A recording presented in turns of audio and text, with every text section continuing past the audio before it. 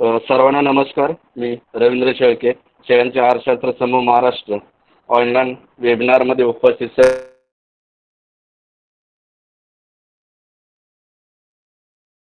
सर्व शेळीपालक शेतकरी बांधवांचं आमच्या शेळ्यांच्या आहारशास्त्र समूहाचे संकल्पक व गट विकास अधिकारी मी आपलं या ठिकाणी सहर्ष स्वागत करतो. आपल्याला जो आज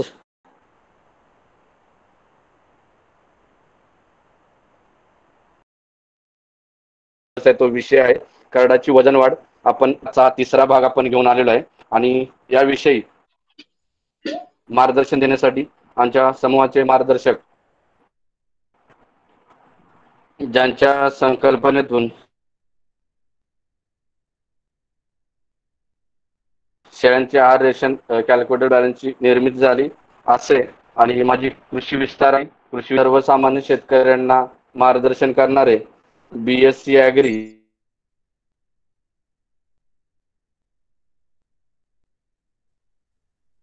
आणि या ठिकाणी मी मामांना विनंती करतो की आज करडांची वजन वाढ भाग तिसरा आपण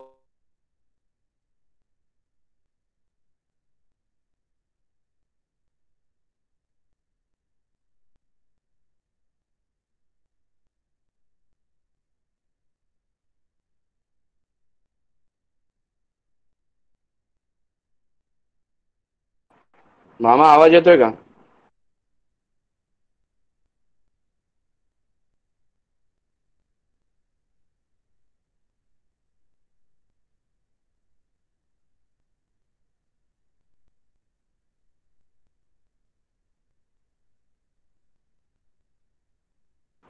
आवाज बंद माझा आहे. आवाज येतो का चोपडे साहेब? हा, मामांचा आवाज आवाज येतोय. मामा हो, आवाज येतो तुमचा साहेब, येतो. अनम्यूट आहे. हॅलो. मामा तुमचा आवाज.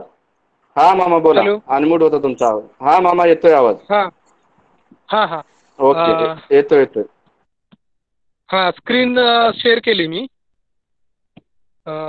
हो दिसते मामा. माझ्या ओके. माझ्या नावाला पिन करून ठेवा, म्हणजे दुसऱ्या कोणी जरी स्क्रीन शेअर केली तरी ती जाणार नाही. आपण थेट प्रश्नावरती जाऊया.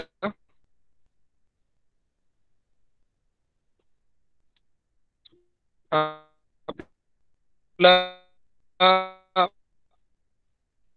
31 प्रश्न झालेत आणि 32 चालू आहे. तर पाठीमागचे जे प्रश्न आपण घेतलेत त्याची उत्तरं जी घेतली ती आपल्या यूट्यूब चॅनलवरती शेळ्यांच्या आहारशास्त्र ग्रुपचा जो यूट्यूब चॅनल आहे त्याच्यावरती ती सर्व माहिती आपण अपलोड केलेली आहे. ती तुम्ही बघू शकता, ज्यांनी पहिले भाग पाहिले नसतील त्यांनी. आपण 32वा प्रश्न घेऊया. अनुवांशिक गुणधर्माशिवाय आहारातील सुसूत्रता पिल्लात कितपत वजन वाढ देऊ शकेल? तर लहान पिल्लांचा खुराक आणि चाऱ्याचं व्यवस्थापन हे अतिशय महत्वाचं आहे वजन वाढ देण्यासंदर्भात. आणि अनुवंशिकता ही सुद्धा महत्वाची गोष्ट आहे, परंतु जर टक्केवारीमध्ये सांगायचं झालं तर मी असं सांगेन की 60 ते 70% भाग हा चारा आणि खुराक याला आपण याच्यावरती निर्भर आहोत किंवा त्याच्यावरती डिपेंड आहोत, आणि 40% भाग हा अनुवंशिकतेवरती डिपेंड आहे. म्हणजे असं सांगता येईल की जर का चांगल्या अनुवंशिक गुणधर्माची चांगली वजन वाढ देणारी पिल्लं तुमच्याकडे आहेत किंवा शेळ्या तुमच्याकडे आहेत, तशा शेळ्या तुमच्याकडे आहेत आणि त्यांची पिल्लं तुमच्याकडे आहेत, परंतु तुमचं चारा आणि खुराक व्यवस्थापन चांगलं नसेल तर ती पिल्लं चांगली वजन वाढ देणार नाही. तसंच तुमच्याकडं चांगलं व्यवस्थापन आहे परंतु चांगल्या अनुवंशिक गुणधर्माची पिल्लं नाहीत, तर त्याच्यामध्ये सुद्धा आपल्याला त्यांचं जे मॅक्झिमम वेट गेन असेल ते कमी असणार आहे ऑलरेडी. त्याच्यामुळे आपण किती चांगलं व्यवस्थापन केलं तरी त्यांचं जे लिमिट आहे त्या लिमिटच्या पुढे ते जाऊ शकत नाही. त्याच्यामुळे दोन्ही गोष्टी आपल्याला महत्त्वाच्या आहेत. एक लॉंग ड्युरेशनला जर विचार केला, म्हणजे आपल्याला पुढे 25, 30, 40, 50 वर्ष शेळीपालन करायचं आहे असं जर विचार केला तर आपल्याला अनुवांशिक सुधारणा करणे ही अत्यंत गरजेची गोष्ट आहे. आणि शॉर्ट ड्युरेशनचा जर विचार केला तर मग अनुवांशिक गुणधर्माच्या भानगडीत न पडता थेट फक्त आहार आणि खुराक याच्यावरती कॉन्सन्ट्रेट करून त्याच्यावरती लक्ष केंद्रित करून त्याच्यातलं सायंटिफिक नॉलेज वापरून आपण त्या पिल्लांची मॅक्झिमम वजन वाढ घेऊ शकतो. 33वा प्रश्न आहे, एकूण 6 महिन्यातील पिल्लांच्या वाढीचा वेग कोणत्या महिन्यात जास्त असेल जेणेकरून खर्च व वाढ यांचे गुणोत्तर कमी खर्चिक राहील? तर जोपर्यंत पिल्लांना दूध मिळतंय शेळीचं आणि ते पण पोटभर मिळतंय, तर अशा कालावधीमध्ये पिल्लाची वजन वाढी सगळ्यात जास्त असते. पहिल्या 1 महिन्यामध्ये पिल्लाची वजन वाढी सगळ्यात जास्त असते, कारण त्यावेळेला शेळीचं दूध पुरेसं असतं. शिवराज भाऊ तुमचा ऑडिओ बंद करा. हां, ओके.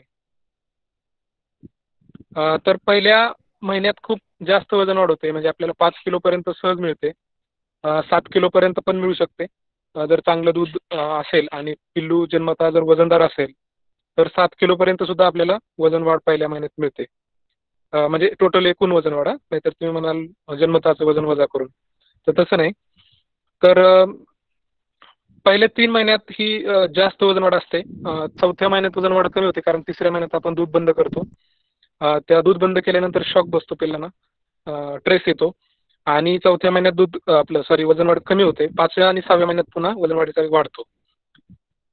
34वा प्रश्न आहे, बोकड पालनासाठी पिल्ले घ्यायचे असेल तर साधारण किती महिने वयाची घेतली पाहिजेत आणि साधारण वजन किती पाहिजे? तर 3ऱ्या ते 4थ्या महिन्याच्या वयातली पिल्लं घेतली पाहिजे. तिसरा महिना पूर्ण झालेला पाहिजे. आता हे काय अंदाजे आपल्याला बाजारात जर तुम्ही घेणार असाल तर काही सांगता येणार नाही, किंवा तो समोरचा माणूस पण आपल्याला खरी माहिती सांगणार नाही. तर साधारणतः त्यांनी बरोबर प्रश्न विचारला की वजन किती पाहिजे, तर वजन साधारणतः 15 किलोच्या आसपास पाहिजे. 15 किलोच्या आसपास वजन जर असेल तर ती पिल्लं चरावटी असतात. चरावटी म्हणजे चारा खाणारी असतात आणि चारा पचवणारी असतात. एकदा त्यांना चारा खाण्याची आणि पचवण्याची सवय झाली की मग ते जुलाबाला बळी पडत नाहीत. आणि आपल्याकडे आल्यानंतर त्यांना शक्यतो जुलाब लागत नाही. बाजारातून किंवा तुम्ही एखाद्या शेतकऱ्याकडून खरेदी केली, जर तुम्ही दूध पिती पिलं जर घेऊन आलात तर आणि त्यांना चाऱ्यावरती किंवा खुराकावरती ॲडजस्ट करायला लावलं आणि तुम्ही गाईचं दूध पाजायला सुरुवात केली तर ते जुलाबानं बेजार होतात आणि त्यांची वजन वाढ तिथेच मार खाते. म्हणजे जे पहिलं आहे वजन, समजा 15 किलोचे आणले तुम्ही किंवा 10 किलोचे तुम्ही आणले आणि पिलं दुधावरचे असतील आणि तुम्ही तुमच्या इथलं दूध पाजायला सुरुवात केली तर त्यांचं जे पहिलं वजन 10 किलो आहे तेच कमी व्हायला लागतं. वजन वाढीचं तर पुढचं तर गोष्ट लांबच राहिली, पण जे आहे तेच वजन कमी व्हायला लागतं. तर जे नवीन पिल्लं तुम्ही आणणार त्यांचा पहिल्यांदा त्यांना ट्रेस येणार महिनाभर, आणि 1 महिन्यात त्यांचं वजन वाढ फारसं वाढत नाही किंवा शून्य वाढ होते, म्हणजे वाढतच नाही. काही पिल्लांची वाढते, काही पिल्लांची वाढत नाही. हेच जर तुम्ही कोकरांच्या बाबतीत बघितलं, म्हणजे मेंढरांची जर कोकरी तुम्ही आणली त्याच रेंजमधली 15 किलोच्या आसपासची, तर त्यांच्यावरती फक्त एक 8 दिवसाचा ट्रेस येतो. 8 दिवसानंतर ते पूर्ण सेट होतात आणि तुम्ही जे द्याल त्यांना खायला ते अतिशय आवडीनं खातात आणि त्यांची वजन वाढ कंटिन्युअसली चालू राहते. परंतु शेळीचं पिल्लू मात्र उन्हं घेतं, त्याला आमच्याकडे उन्हं घेणं म्हणतात. म्हणजे एखाद्याला करमत नाही आणि त्याला त्याचं मन लागत नाही नवीन ठिकाणी आल्यानंतर, आणि मग तो त्या ट्रेसमध्ये जातो आणि चारा खाणं, खुराक खाणं याच्यावरती लक्ष कमी होतं किंवा त्याचं इनटेक कमी होतो, त्याच्यामुळे त्याचं वजन कमी होतं. तर करडू हे कोकरांपेक्षा खूप म्हणजे थोडंसं हे वीक आहे अशा पद्धतीनं जर संगोपन करायचं असेल तर. माझं म्हणणं असं आहे की तुम्हाला जर तशा पद्धतीचा व्यवसाय करायचा असेल, कोकरी आणून पाळायची आणि ती 6 महिन्याची झाल्यावर 7 महिन्याची झाल्यावर विकायची, हे सगळ्यात बेस्ट आहे करडं सांभाळण्यापेक्षा. 35वा प्रश्न आहे, 4 ते 5 महिन्याच्या पिल्लांची भूक वाढीसाठी उपाय सांगा. उपाय सांगा म्हणजे यांचा उद्देश असा आहे की कोणतं तरी औषध सांगा. तर कुठल्याही औषधानं भूक वाढ होत नाही, त्याला काही मर्यादा आहेत. उदाहरणार्थ तुमचं पिलू आजारी असेल आणि आजारात उठले, मग तुम्ही त्याला बी कॉम्प्लेक्स वगैरे दिलं तर त्याची भूक वाढते आणि ते चांगलं खाऊ शकतं. चांगल्या प्रकारे त्याची वजन वाढ फास्ट घ्यायला सुरुवात होते. कारण कसं असतं की पिल्लाचं वय आणि त्याचं वजन ह्याचा एक रेशिओ असतो, जसं माणसामध्ये असतं बघा. माणसाच्या उंचीचा आणि त्याच्या वजनाचा संबंध असतो, तसंच माणसाच्या वयाचा आणि त्याच्या वजनाचा संबंध असतो. तसं पिल्लामध्ये सुद्धा म्हणजे त्याचं वय आणि त्याची वजन ह्याचा संबंध असतो अनुवंशिक ह्याच्यानुसार. परंतु काही कारण असतो, म्हणजे पिल्लू आजारी पडलं किंवा काही कारण असतो त्याचं पोषण व्यवस्थित झालं नाही आणि पिल्लू खुजं राहिलं किंवा कुरटलं, त्याची वजन वाढ व्यवस्थित झाली नाही, परंतु वय मात्र वाढलेलं आहे. तर काही पिल्लं म्हणजे जर समजा अशी 10 पिल्लं असतील तर त्याच्यातली एक साधारणतः 5-6 पिल्लं ही तुम्ही दिलेल्या ट्रीटमेंटला प्रतिसाद देतील आणि त्यांचं जो काही वेट लॉस झालेला आहे त्या वयाच्या मानाने तो ते भरून काढण्यामध्ये सक्षम असतील. कारण ती अनुवंशिकदृष्ट्या चांगली सुदृढ पिल्लं असतील ह्या हिशोबाने ते भरून काढतात. परंतु काही जी उरलेली 4-5 पिल्लं असतात ती मात्र त्या पद्धतीला रिस्पॉन्स देत नाहीत. म्हणजे जे आपण औषधं देतो, लिव्हर टॉनिक असेल किंवा बी कॉम्प्लेक्स असेल किंवा आणखी कुठलं कॅल्शियम फॉस्फरस टॉनिक असेल, ती त्याला तेवढा प्रतिसाद देत नाहीत आणि मग ती हळूहळू पुढे डबरी होत जातात, खुजी होत जातात आणि मग ते आपल्याला परवडत नाही. तर भूकवाढीसाठी असं कुठलं म्हणजे जनरल औषध नाही जे कंपन्या वगैरे सांगतात, लिव्हर टॉनिक द्या म्हणजे भूक वाढेल, कॅल्शियम फॉस्फरसचं टॉनिक पाजा म्हणजे भूक वाढेल, किंवा व्हिटॅमिन अ ड ई हे द्या म्हणजे भूक वाढेल. तर ह्याला लिमिटेशन्स आहेत सगळ्या गोष्टीला. ह्या औषधांनी भूक वाढत नाही असं नव्हे, परंतु खूप लिमिटेशन्स आहेत. पिल्लाची जी अनुवंशिक जी रचना असते त्या रचनेमध्ये ही औषधं काही बदल करू शकत नाहीत. त्यांना जे नॅचरली वाढायचे त्याच रेटनं ते वाढत असतात. आणि वजन वाढीमध्ये सगळ्यात महत्त्वाचा जो रोल आहे तो प्रोटीनचा आहे. आणि ही जी आपण बाहेरची औषधं देतो त्याच्यामध्ये प्रोटीन नसतं. त्याच्यामुळे ही बाहेरची औषधं देऊन आपल्याला प्रोटीनची पुरवठा करणं आवश्यक असतं, तेव्हाच त्याची वजन वाढ होऊ शकते. तर ह्या 35व्या प्रश्नाचं उत्तर हेच आहे की कुठलंही औषध देण्याच्या भानगडीत पडू नका. चांगला खुराक आणि चांगला चारा व्यवस्थापन आणि ट्रेस फ्री ठेवणे हेच सगळ्यात पिल्लांचं भूकवाढीचं आणि वजन वाढीचं इंगित आहे. 36वा प्रश्न, मिल्क रिप्लेसरने करडांची वाढ होते का? काही उदाहरण असतील तर सांगावेत. उदाहरण 2 आहेत. एक आहे 3 आहेत उदाहरणं. एक आहे असीम शेख बारामतीचे आमचे ॲडमिन, दुसरे नितीन पवार ते पण तिकडेच आहेत बारामतीच्या पलीकडचे. काय काय गावाचं नाव? गावाचं नाव विसरलो. नितीन पवार सर. आणि तिसरं उदाहरण आहे आपले खेसे सर, चंद्रशेखर खेसे यवतचे. यांनी या विषयाचे प्रयोग केलेले आहेत मिल्क रिप्लेसरचे. दुधासारखी वजन वाढ याच्यात मिळत नाही आणि कुठल्याही प्रॉडक्टनं मिळू शकणार नाही. दूध हे नैसर्गिक आहे आणि त्याची डायजेस्टिबिलिटी दुधाची ही आपण अचीव करू शकत नाही दुसऱ्या कुठल्या प्रॉडक्टने. त्यामुळं दुधासारखी वजन वाढ मिळणार नाही. दूध हे सगळंच आहे, म्हणजे टॉनिक आहे त्याचं, का म्हणतात ना जुन्या गोष्टीत सांगतात तहान लाडू, भूक लाडू वगैरे, ते सगळंच आहे त्याच्यामध्ये. त्यामुळे दुधाला पर्याय नाही आज रोजी तरी. मिल्क रिप्लेसर हा एक पर्याय आहे आपल्याला ज्यावेळेला शेळ्यांना दूध कमी असतं किंवा तुम्हाला जर दूध विकायचं असेल शेळ्यांचं, जर तुम्ही 150 रुपये लिटरनं दूध विकणार असाल तर अशा वेळेला तुमचं पिल्लू वाढवणं हे जास्त महत्त्वाचं नसतं. त्यावेळेला तुम्हाला जास्तीत जास्त दूध काढून ते विकणं हे जास्त महत्त्वाचं असतं. त्याच्यामुळे अशा कंडिशनमध्ये आपण एक पर्यायी व्यवस्था म्हणून मिल्क रिप्लेसरचा उपयोग करू शकतो. इन जनरल मिल्क रिप्लेसर वापरणं हे आपल्याला परवडणार नाही आणि त्यानं तेवढी वजन वाढ होणार नाही. दुसरी गोष्ट, अनुवंशिक त्याचा जर आपण ह्याच्यामध्ये विचार केला तर जर 10 पिल्लं असतील तर त्याच्यातली एक 4-5 पिल्लं, 5-6 पिल्लं मिल्क रिप्लेसरला प्रतिसाद देतील, वजन वाढ होईल काही प्रमाणामध्ये, आणि उरलेली 4-5 पिल्लं त्यांची वजन वाढ पुरेशा प्रमाणात होणार नाही. 37वा प्रश्न आहे, करडांना मुरघास देता येतो का? प्रमाण किती असावे? अवश्य देता येतो, काही प्रॉब्लेम नाही. जेवढा खातील तेवढा आपण देऊ शकतो. त्यांना सवय लागते, ऑटोमॅटिकली ते रिजेक्ट करतात जास्त झालेला, त्याच्यामुळे काही काळजी नाही. मुरघास देऊ शकतो आपण, अगदी सुरुवातीपासून देऊ शकतो. फक्त मुरघास चांगल्या क्वालिटीचा पाहिजे, त्याच्यात काळी बुरशी नसायला पाहिजे. 38वा प्रश्न आहे, बरेच लोक 5 महिन्यापर्यंत करडांना दूध पाजतात, ते कितपत योग्य आहे? त्याचा फायदा काय आणि तोटा काय? 5 महिन्यापर्यंत दूध पाजणं योग्य नाही. जेव्हा तुम्ही कमर्शियल बंदिस्त शेळीपालन कटिंगसाठी ब्रीडिंगसाठी करत असाल किंवा ईद बोकड करत असाल तर त्यासाठी ते ठीक होऊ शकतं. कारण तिथे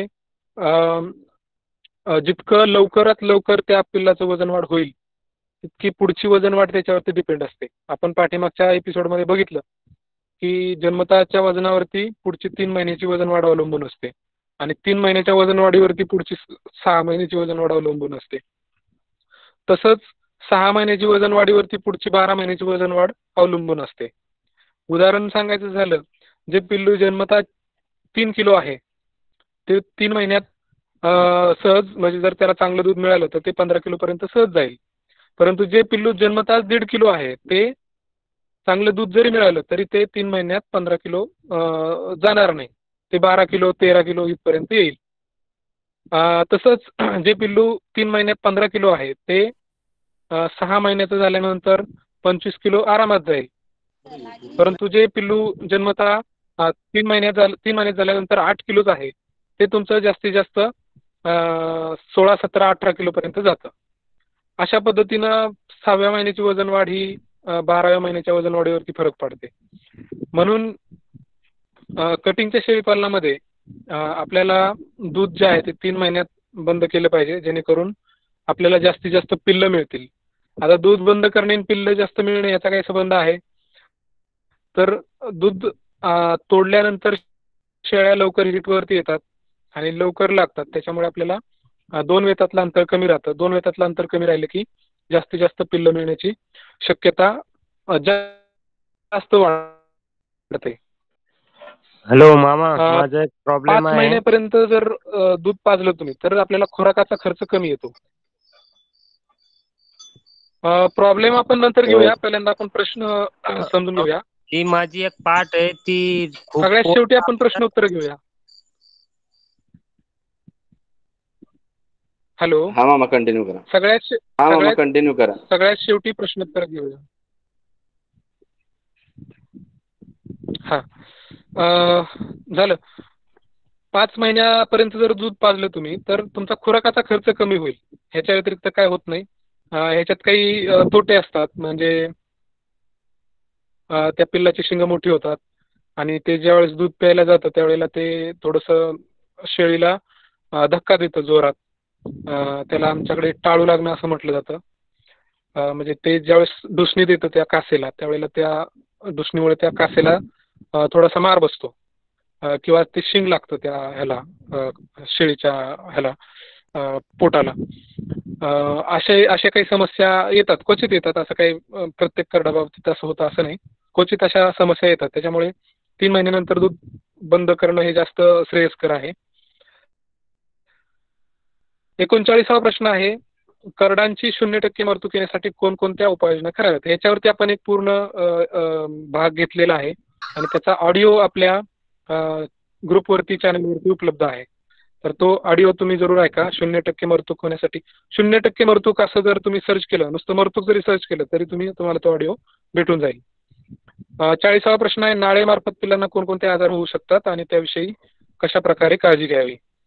नाळेमार्फत 2 आजार होऊ शकतात, टिटॅनस आणि दुसरं तुमचं जे गुडघ्यामध्ये पुढच्या गुडघ्यामध्ये जे सूज येते ते आजार याच्यामार्फत होऊ शकतात, नाळेच्या मार्फत.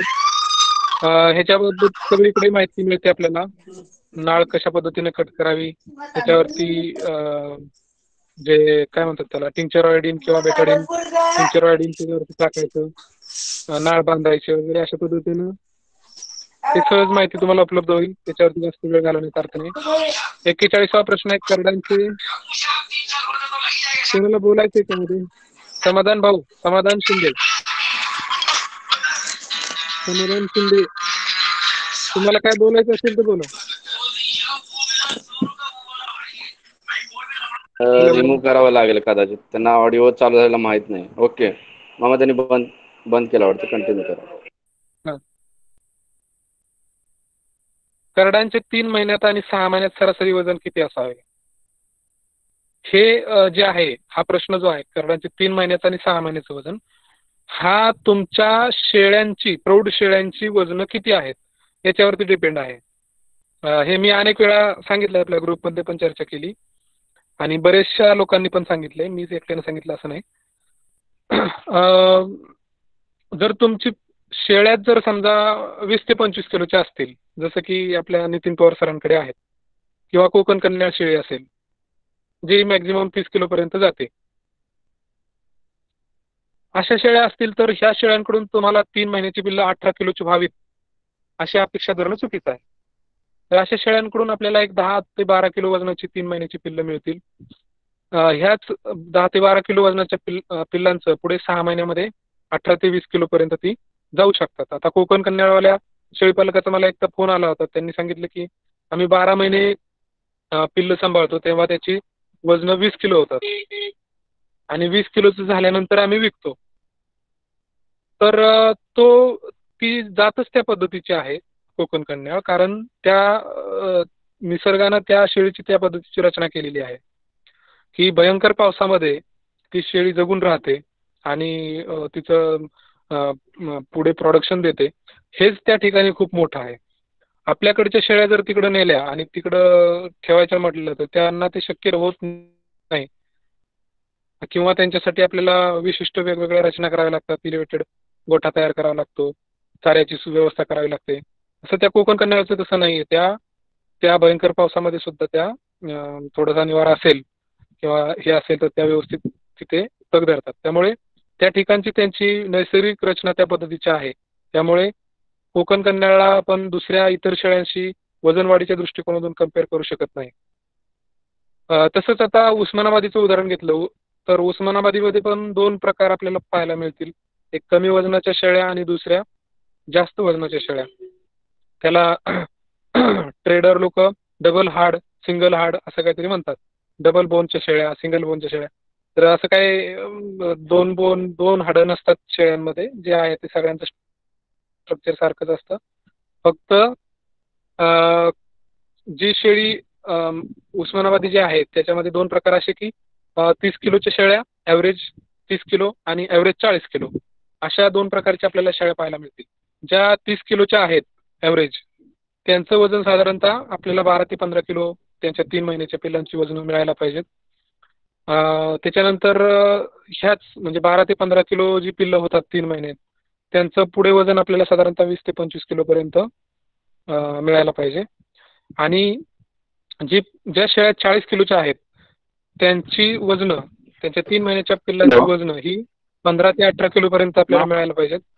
आणि पुढे ती 6 महिन्याची झाल्यानंतर 25 किलोच्या पुढे 25-27 किलोपर्यंत आपल्याला मिळायला पाहिजेत. कपिल सर, आपण हे ना माझे प्रश्न झाल्यानंतर आपण लास्टला घेऊया प्रश्न उत्तराचा. त्यावेळी तुमचे काही प्रश्न असतील तर शंका असतील तर त्यावेळी विचारा. मध्ये लिंक तुटते त्यामुळे प्रॉब्लेम होतो परत. मामा कंटिन्यू करा. 42वा प्रश्न आहे, करडांना कमीत कमी कितव्या महिन्यापासून लसीकरण करावे आणि लसीचा क्रम कसा असावा? तर आपण नेहमी जे उत्तर सांगितलं जातं म्हणजे तज्ज्ञांकडून जे उत्तर सांगितलं जातं ते सायंटिफिक उत्तर सांगितलं जातं. प्रत्येक वेळेला जे सायंटिफिक उत्तर असेल किंवा जे सायन्स असेल ते आपल्याला प्रत्यक्षात फार्मवरती वापरताना अडचणी येतात, प्रॅक्टिकली अडचणी येतात. तर माझं याच्यावरती एक साधं उत्तर असं आहे की जेव्हा आपण मोठ्या शेळ्यांना लसीकरण करतो त्यावेळेला कळपातल्या सगळ्या जनावरांना लसीकरण करायचं. म्हणजे आता जर तुम्ही ईटीची लस देत असाल, फक्त ईटीमध्येच आहे सवलत आहे ईटीमध्ये. ईटीच्या लसीचं तुम्ही 21व्या म्हणजे पिल्लाचं वय 21 दिवसाचं असेल तेव्हापासून तुम्ही सुरू करू शकता. म्हणजे पहिल्या महिन्यात लस देऊ शकता ईटीची. परंतु बाकीच्या ज्या लसी आहेत एचएस असेल तुमचे काय म्हणतात पीपीआर असेल, एचएस असेल, ह्या लसी पिल्लं 3 महिन्याची झाल्यानंतर द्यायची आहेत. तर साधारणतः आपण काय करतो आता म्हणजे ह्याच्यावरती उत्तर हे आहे की ईटीचं लस फक्त आपण पहिल्या महिन्यात पिल्लांना देऊन घ्यायची. जर तुम्ही त्या शेळीला दिलेली असेल ईटीची लस तर त्या पिल्लांना लस देण्याची आवश्यकता नाही. मग जनरल जो आपण लसीचा कार्यक्रम राबवतो दर वर्षभराचा त्या क्रमानं लसी द्यायच्या. तुमच्या फार्मवरती पिल्लं किती आहेत, तुमच्या फार्मवरच्या पिल्लांना लस दिली की नाही दिली हे फारसं मग त्याच्यामध्ये महत्त्वाचं राहत नाही. कारण कसं आहे की समजा तुम्ही आता एप्रिलमध्ये लसीकरण द्यायला सुरुवात केलं, एप्रिलमध्ये ईटीची लस द्यायला सुरुवात केली तर तुमच्या फार्मवरती जेवढी काही पिल्लं असतील किंवा जेवढे काही ॲनिमल असतील ते सगळ्यांना आपण लसीकरण करतो. आता ज्यावेळेला दीपावली येते त्यावेळेला म्हणजे सप्टेंबर ऑक्टोबरमध्ये जी पिल्लं होणार आहेत तयार, त्यांना त्यांना ETची लस आपण देऊ शकत नाही, कारण आपला ऑलरेडी कार्यक्रम झालेला आहे. तसं पाहिलं तर ETचा 2दा वर्षातून लसीकरण आपण करू शकतो. पहिल्यांदा एप्रिल मे मध्ये आणि दुसऱ्यांदा दिवाळीमध्ये. फक्त मग बूस्टर डोस आपल्याला याच्यामध्ये टाळायचा असतो. एप्रिलमध्ये जर तुम्ही लस दिली तर डायरेक्ट दुसरा डोस हा दिवाळीमध्ये द्यायचा असतो. परंतु जर तुम्ही बूस्टर दिला तर मग दुसरा डोस द्यायची गरज नसते. असं साधारणतः प्रत्येक लसीचं वेगवेगळं आहे. PPIच्या बाबतीत 3 वर्षातून एकदा आपण करू शकतो. तर प्रत्येक पिल्लाला ते जन्मल्यानंतर मग त्याचं 3 महिने झालं मग लसीकरण करा. तुमच्याकडे समजा 5च पिल्लं झाली, मग 5 पिल्लासाठी तुम्ही 50 शेळ्यांचा जो व्हाईल असते ती आणणार का? आणि ते प्रत्येक लसीचा आणावं लागेल. हे सगळे कॉम्प्लिकेशन वाढत जातात. त्यामुळे फारसं त्याच्यात हे करायचं नाही. सायंटिफिकली ते बरोबर आहे की त्यांचं 3 महिने झालं पिल्लं की त्याला सगळ्या लसी द्यायच्या दर महिन्याच्या अंतराने. परंतु प्रॅक्टिकली ते करणं थोडंसं किचकट आहे. ज्यावेळेला तुमच्याकडे तुमचा फार मोठा असेल, 100 शेळ्या असतील, 150 शेळ्या असतील, 200 शेळ्या असतील, तर अशा वेळेला तुम्ही त्या शेळ्यांसाठी एक स्वतंत्र फ्रीज घेऊ शकता आणि तिथे ठेवू शकता तुमच्या गोठ्यावरती आणि सगळ्या लसी आणून त्याच्यामध्ये तुम्ही ठेवू शकता वेगवेगळ्या टेम्परेचरला. आणि मग जसं पिल्लू होईल, ज्या वयाचं होईल त्या वयाला ते त्या लसी तुम्ही देऊ शकता. परंतु 20 शेळ्या, 30 शेळ्या, 50 शेळ्या ह्याच्यामध्ये हे करणं शक्य होत नाही प्रॅक्टिकली. एकदा करचाल, दुसऱ्यांदा होणार नाही, तिसऱ्यांदा करचाल, चौथ्यांदा होणार नाही. त्यामुळं एक साधा नियम ठेवायचा, लस आणली की सगळ्यांना टोचून घ्यायची. फक्त जे एक्सेप्शन आहेत म्हणजे PPRची लस ही 3 महिन्याच्या आतल्या पिल्लांना द्यायची नाही ते सोडायचं, किंवा HS ची लस 3 महिन्याच्या आतल्या पिल्लांना द्यायची नाही ते सोडायचं. बाकी मग तुम्ही जो जनरल कार्यक्रम आहे त्या कार्यक्रमानुसार चालायचं. हे सगळ्यात सोपं आहे. 43वा प्रश्न आहे, दूध रिप्लेसर वापरून त्याचा खर्च वजा करता गावरान करडे विक्री करून नफा मिळवता येतो का? माझं आज रोजीचं जे मत आहे ते नाही असं उत्तर आहे याचं. आज रोजीचं मत, नफा कमवायचा असेल तर आपल्याला दूध वापरणे म्हणजे शेळ्याचं दूधच पाजणे हा जास्त श्रेयस्कर मार्ग आहे. मिल्क रिप्लेसर किंवा दूध रिप्लेसर वापरून आपल्याला करडं चांगल्या क्वालिटीची मिळतील याच्यावरती माझा विश्वास नाही. कारण नुसतं करडाचं वजन वाढून चालत नाही, तर त्याचा जो BCS आहे किंवा त्याचं जी चकाकी असते त्याच्या त्वचेवरती ती महत्वाची असते. मार्केटमध्ये जर तुम्हाला पैसे मिळवायचे असतील तर त्याचा BCS म्हणजे त्याच्या कमरेवरती जर तुम्ही हात ठेवला तर तुम्हाला त्याचं हाड लागलं नाही पाहिजे, हाताला गादीसारखं गुबगुबीत लागलं पाहिजे. अशी करडं मार्केटमध्ये आपल्याला जास्त पैसे मिळवून देतात. आणि जी हाडं लागतात हाताला ती आपल्याला मार्केटमध्ये जास्त पैसे मिळवून देत नाहीत. म्हणजे सांभाळून सुद्धा परवडत नाहीत. त्यांना मिल्क रिप्लेसर पाजून सुद्धा परवडत नाही. मग मिल्क रिप्लेसरवरती तुम्हाला त्या पद्धतीचा BCS मिळेल का हा विचार करा. आणि जर नसेल मिळणार तर मग ते पाजून आपल्याला काही परवडणार नाही. पुढचा प्रश्न आहे, लहान करड्यांना स्टिरॉइड युक्त औषध वापरून ब्रीडर किंवा प्रोडक्शन पाठी तयार केल्यास त्याचे फायदे तोटे काय असतील? तसेच कटिंग मार्केटला अशी करडे वापरल्यास त्याचा मनुष्य जातीवर काय परिणाम होऊ शकतो? तर स्टिरॉइड जे आहे ते मानवी शरीराला तर हानिकारक आहेच आहे, परंतु प्राण्यांच्या शरीराला सुद्धा हानिकारक आहे. स्टिरॉइड म्हणजे काय हे पहिल्यांदा आपण समजून घेतलं पाहिजे. स्टिरॉइडला मराठीत शब्द आहे उत्तेजक पदार्थ. आता उत्तेजक पदार्थ म्हणजे काय, जे आता तुम्ही बातम्या वाचत असाल की अमुक ह्यानं काय केलं, खेळाडूनं स्टिरॉइड घेतलं होतं आणि ते चाचणी केल्यानंतर ते सापडलं, मग त्याच्यावरती 2 वर्षाची बंदी घातली. असं काय काय तुम्ही वाचलं असेल. तर स्टिरॉइडचा उपयोग केव्हा केला जातो? हे खेळाडू का घेतात स्टिरॉइड? तर ते खेळ खेळत असताना त्यांना त्यांचा परफॉर्मन्स चांगला राहावा, त्यांना म्हणजे त्यांची एनर्जी टिकून राहावी, त्यांना काय म्हणायचं त्याला, त्यांचा स्टॅमिना वाढावा, यासाठी ते स्टिरॉइड घेतात. किंवा एक तसं रिकमेंडेशन आहे, रिकमेंडेशन नव्हे, तसं एक समज आहे की त्या पद्धतीचे ते स्टिरॉइड घेऊन ते जास्तीत जास्त परफॉर्मन्स म्हणजे करता येतो आणि त्यांना ते काय मेडल वगैरे जिंकता येतं. परंतु त्याला ते बंदी आहे स्टेरॉइड घेण्याला, म्हणून त्याला उत्तेजक पदार्थ म्हटलेलं आहे. आता हा एक झाला गैरमार्ग, गैरमार्गानं स्टेरॉइडचा उपयोग करणे. दुसरा आहे मेडिकल फील्डमध्ये स्टेरॉइडचा उपयोग केला जातो. स्टेरॉइडला लाईफ सेव्हिंग ड्रग असं म्हटलं जातं.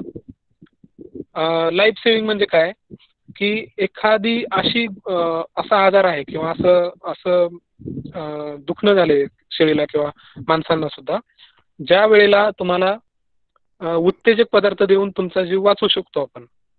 म्हणजे तुम्हाला स्टेरॉइडचं सगळ्यात जवळचं उदाहरण आहे डेक्झामेथॅझोन. हे त्याचं सगळ्यात जवळचं आपल्या उदाहरण आहे. बरीचशी स्टेरॉइड आहेत, डेक्झामेथॅझोन आहे, प्रेडनिसोलॉन आहे, काय ते इंडरेल नावाची एक गोळी मिळते माणसामध्ये, ती आहे, किंवा इन्सोफ्ल्यूड एक आहे. बरेच आहेत.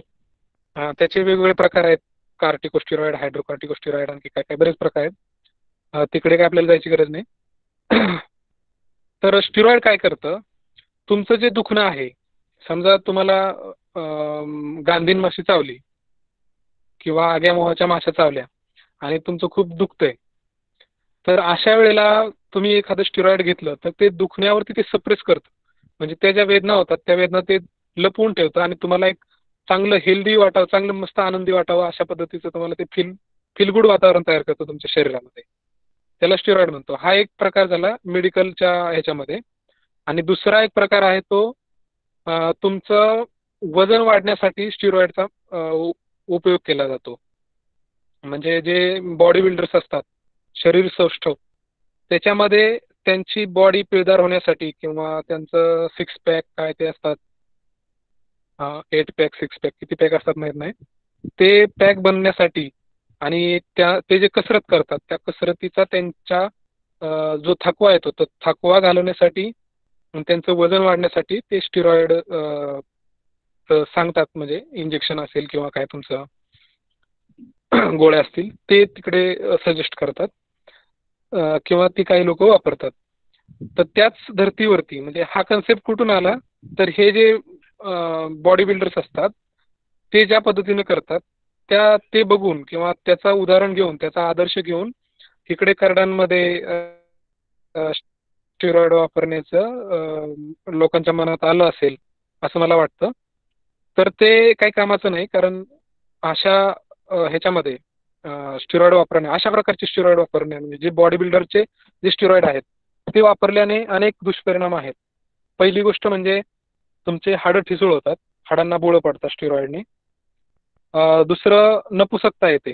स्टेरॉइडचा जास्त प्रमाणात सेवन केल्यानंतर नपुसकता येते, म्हणजे इन्फर्टिलिटी तयार होते. तर हे 2 प्रमुख तोटे आहेत. ऑस्टिओपोरोसिस असं त्याला म्हटलं जातं माणसांमध्ये, तसंच बहुतेक शेळ्यांमध्ये पण म्हटलं जात असेल. तर हे स्टेरॉइड वापरू नये. आणि ह्याचा उपयोग करून जे तयार करतो आपण बोकडं, त्याचं जर सेवन केलं तर त्याच्या माध्यमातून ते मनुष्याच्या शरीरामध्ये सुद्धा ते स्टेरॉइड्स जातात आणि त्याचे दुष्परिणाम त्या ह्याच्यावरती, म्हणजे जे सेवन करतात त्यांच्यावरती होतात. त्याच्यामुळे स्टेरॉइडचा उपयोग आपण अजिबात करू नये. जर तुम्ही अशा पद्धतीचं जर काही सुरुवात झाली स्टेरॉइडची वापरायला, तर भविष्यामध्ये मार्केट कमिटीमध्ये तुम्ही जेव्हा करडं कोकरी न्याल विकायला, तेव्हा तिकडे आपल्याला अगोदर चाचणी करावी लागेल की याला स्टेरॉइड वापरले का नाही वापरले ते, आणि मगच तुम्हाला मार्केट कमिटीमध्ये प्रवेश देतील. तर असं होऊ नये यासाठी हा विषय बाजूला ठेवावा आणि कुठे फारशी चर्चा करू नये. आणि जर कोणी करत असेल तर त्याला सांगावं की हे बेकायदेशीर आहे, चांगलं नाही, मनुष्य जातीच्या दृष्टिकोनातून वाईट आहे आणि त्याचा उपयोग थांबवायला पाहिजे. ह्या पद्धतीनं ईदच्या मध्ये तर ईद बोकडांच्या मध्ये तर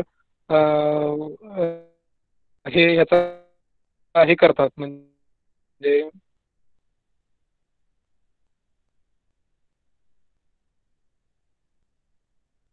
घेत नाहीत बोकड अशा पद्धतीचे स्टेरॉइड वापरले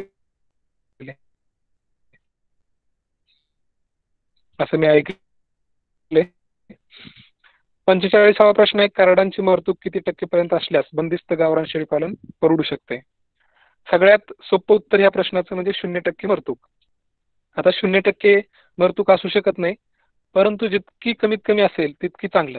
आणि प्रश्न विचारणाऱ्यांचा जो हेतू आहे त्या हेतूला लक्षात घेऊन जर उत्तर द्यायचं झालं तर 5% एवढी आपल्याकडे जर मरतूक असेल तर आपल्याला फारशी हानी पोचत नाही ह्याच्यामध्ये एकूण उत्पन्नामध्ये. पण तुमची आता जे बँकेबल प्रोजेक्ट असतात त्याच्यामध्ये 10% मरतूक गृहीत धरलेली असते, परंतु 10% मरतूक आपल्याला नाही परवडत. 5% आपण झेपू शकतो, ते पण आपला बराचसा प्रॉफिट त्याच्यामध्ये घेऊन जातात 5% जरी असले तरी. त्यामुळं शक्यतो 0% मरतुकीकडे आपण कसं जाऊ हे आपण पाहिलं पाहिजे आणि त्या पद्धतीनं नियोजन केलं पाहिजे. 46वा प्रश्न आहे, गोठ्याची आणि करडांची स्वच्छता कशा प्रकारे ठेवावी आणि त्याचे फायदे तोटे काय आहे? स्वच्छता करणे म्हणजे जाडलोट करणे एवढाच उद्देश नाही, तर जो तुमचा काही पृष्ठभाग आहे गोठ्याचा किंवा भिंती असतील, गोठा असेल, पृष्ठभाग असेल, तो कोरडा राहिला पाहिजे, सतत कोरडा राहिला पाहिजे, ही त्याच्यातली महत्वाची अट आहे. एक वेळ तुम्ही झाडलोट नाही केली तरी चालू शकतं, परंतु जर गोठा कोरडा नसेल तर तुम्हाला प्रॉब्लेम येणार. झाडलोट न केल्याने प्रॉब्लेम कमी येतात, परंतु गोठा ओला असल्याने प्रॉब्लेम जास्त येतात. हा एक भाग झाला. दुसरा भाग असा आहे की गोठ्यामध्ये हवा खेळती राहिली पाहिजे. खेळती राहणे हा थोडासा जुना शब्द झालाय किंवा लोकांच्या विचारशक्तीवरती त्याचा फारसा परिणाम होत नाही, म्हणून मी त्याला नवीन शब्द वापरतो की हवा वाहती राहिली पाहिजे. गोठ्यामधून हवा इकडून तिकडे गेली पाहिजे. गोठ्यात हवा नुसती खेळती नाही, इकडून तिकडे पळाली पाहिजे हवा. अशा पद्धतीची तुमच्या गोठ्याची रचना पाहिजे, जेणेकरून त्या गोठ्यामध्ये जो काही अमोनियाचा गॅस तयार झालेला असतो तो त्या ह्याच्याबरोबर हवेबरोबर बाहेर निघून जाईल. तर ही गोष्ट आपण केली पाहिजे. स्वच्छता ठेवणं महत्वाचं आहे आणि तुम्ही किती स्वच्छता ठेवली तरी आजार होणार नाहीत असं काही कोणी कागदावरती लिहून देऊ शकत नाही. याची काही उदाहरणं पण आहेत माझ्याकडे. माझं स्वतःचा जर विचाराल तर मी महिन्यातून एकदा गोठा झाडतो, पिल्लांचा पण आणि शेळ्यांचा पण. पण माझा गोठा हा कोरडा असतो, नेहमी कोरडा असतो. फक्त ज्या वेळेला पाऊस येतो त्यावेळेला फक्त ओला असतो, मग त्यावेळेला दररोज झाडायला लागतं मला. परंतु इतर वेळेला म्हणजे पाऊस नसेल अशा वेळेला मी महिन्यातून एकदा, 20 दिवसातून एकदा किंवा 15 दिवसातून एकदा, जसा सीझन असेल तसा आणि आपल्याला वेळ मिळेल तसा या पद्धतीनं गोठ्याची स्वच्छता करत असतो. फक्त काळजी एकच घ्यायची की गोठा कोरडा राहिला पाहिजे. फायदे तोटे आहेत. कसं असतं की काही गोष्टी केल्याने आपल्याला फायदा होतो, परंतु त्याच्यामध्ये आपण एवढे गुंतून जातो की मग बाकीच्या गोष्टी आपण करू शकत नाही. म्हणजे आता समजा तुमच्याकडे 20 शेळ्या असतील तर तुमचा संसार काय त्या 20 शेळ्यावरती चालू शकत नाही. तुमचे बाकीचे उद्योग असतात आणि ते उद्योग करायला तुम्हाला वेळ लागतो. नुसत्या त्या 20 शेळ्यांमध्येच तुमचा जर अख्खा दिवस जात असेल तर त्याच्यावरती तुम्हाला परवडणार नाही. ते तुमचा संसार त्याच्यावरती चालू शकत नाही, प्रगती होऊ शकत नाही. आपण जे करतोय ते कशासाठी करतो की आपली प्रगती व्हावी, आपल्याला 4 पैसे मिळावेत, बँकेत आपले काय म्हणायचं बँक बॅलन्स शिल्लक राहिला पाहिजे, आपल्याकडे 4 चाकी आली पाहिजे, अशा काही गोष्टी आपल्या बाबत घडल्या पाहिजेत. ह्याच्यासाठी आपण हे व्यवसाय वेगवेगळे करत असतो आणि त्या व्यवसायासाठी कुठेतरी ऍडजस्टमेंट करून काहीतरी गोष्टी कमी करून आपला वेळ वाचवून आपण दुसऱ्या कामामध्ये तो वेळ गुंतवतो आणि आपण जास्तीचे पैसे त्याच्यातून मिळवायचा प्रयत्न करत असतो. त्याच्यामुळे झाडलोट करणे हा जर मुद्दा तुम्ही जर त्याच्यातला वेळ वाचवला तर तुम्हाला तो वेळ दुसऱ्या कामासाठी आपण वापरू शकतो आणि त्याच्यातून आपण अर्निंग करू शकतो. त्याच्यामुळे गोठ्याची रचना व्यवस्थित करणं हे जास्त महत्वाचं आहे. जर तुमची गोठ्याची रचना पूर्व पश्चिम असेल तर तुम्ही दररोज झाडलं पाहिजे आणि गोठा कोरडा राहील याच्याकडे लक्ष दिलं पाहिजे. 47वा प्रश्न आहे, करडांना त्याच्या आईचे दूध बाटलीने पाजल्यास त्याचे फायदे तोटे काय आहेत आणि शेळी लवकर माझ्यावर येईल का? तर शेळी लवकर माझ्यावर येईल का हा जो प्रश्न आहे ह्या प्रश्नाचं परफेक्ट उत्तर नाही देता येणार.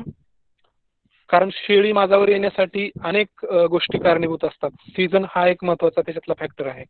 म्हणजे जर तुमची शेळी समजा ह्याच्यामध्ये नोव्हेंबर डिसेंबरमध्ये विली आणि तिला पुढे मार्चमध्ये तिचे 3 महिने पूर्ण होतील, फेब्रुवारी मार्चमध्ये.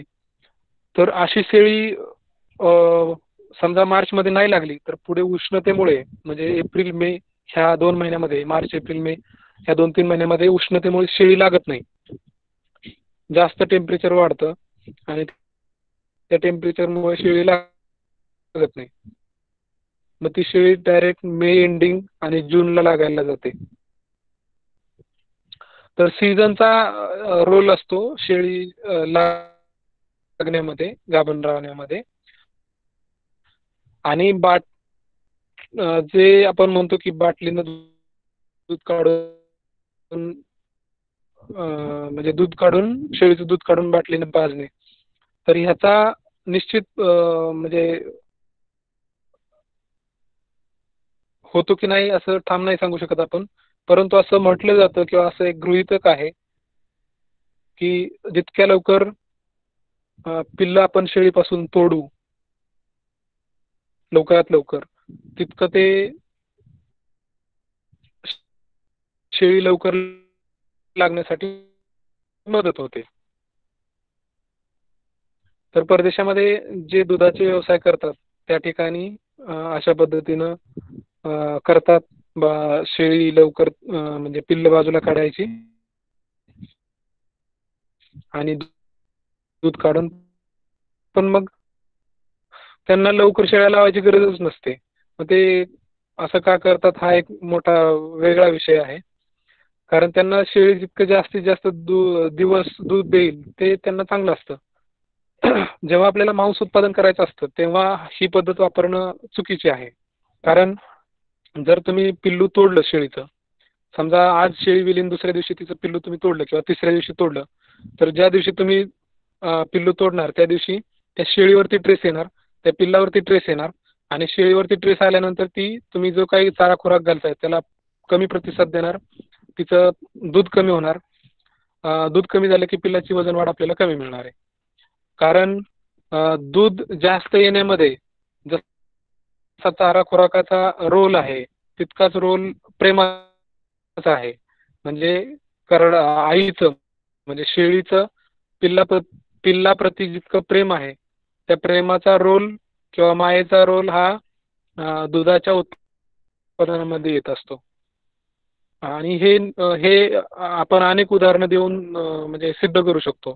जसं की माणसांमध्ये आपण बघू शकतो की एखाद्या महिलेला दूध नसतं परंतु दुसऱ्या एखाद्या महिलेला ते म्हणजे दूध फुटतं असं तुम्ही ऐकलं असेल. तर ह्या गोष्टी मायेच्या पोटी, प्रेमाच्या पोटी होत असतात. त्यामुळे बाटलीनं दूध पाजणे हे कटिंगच्या शेळीपालनामध्ये काही योग्य नाही. डायरेक्ट पिल्लं शेळीला पाजणं जास्त योग्य आहे.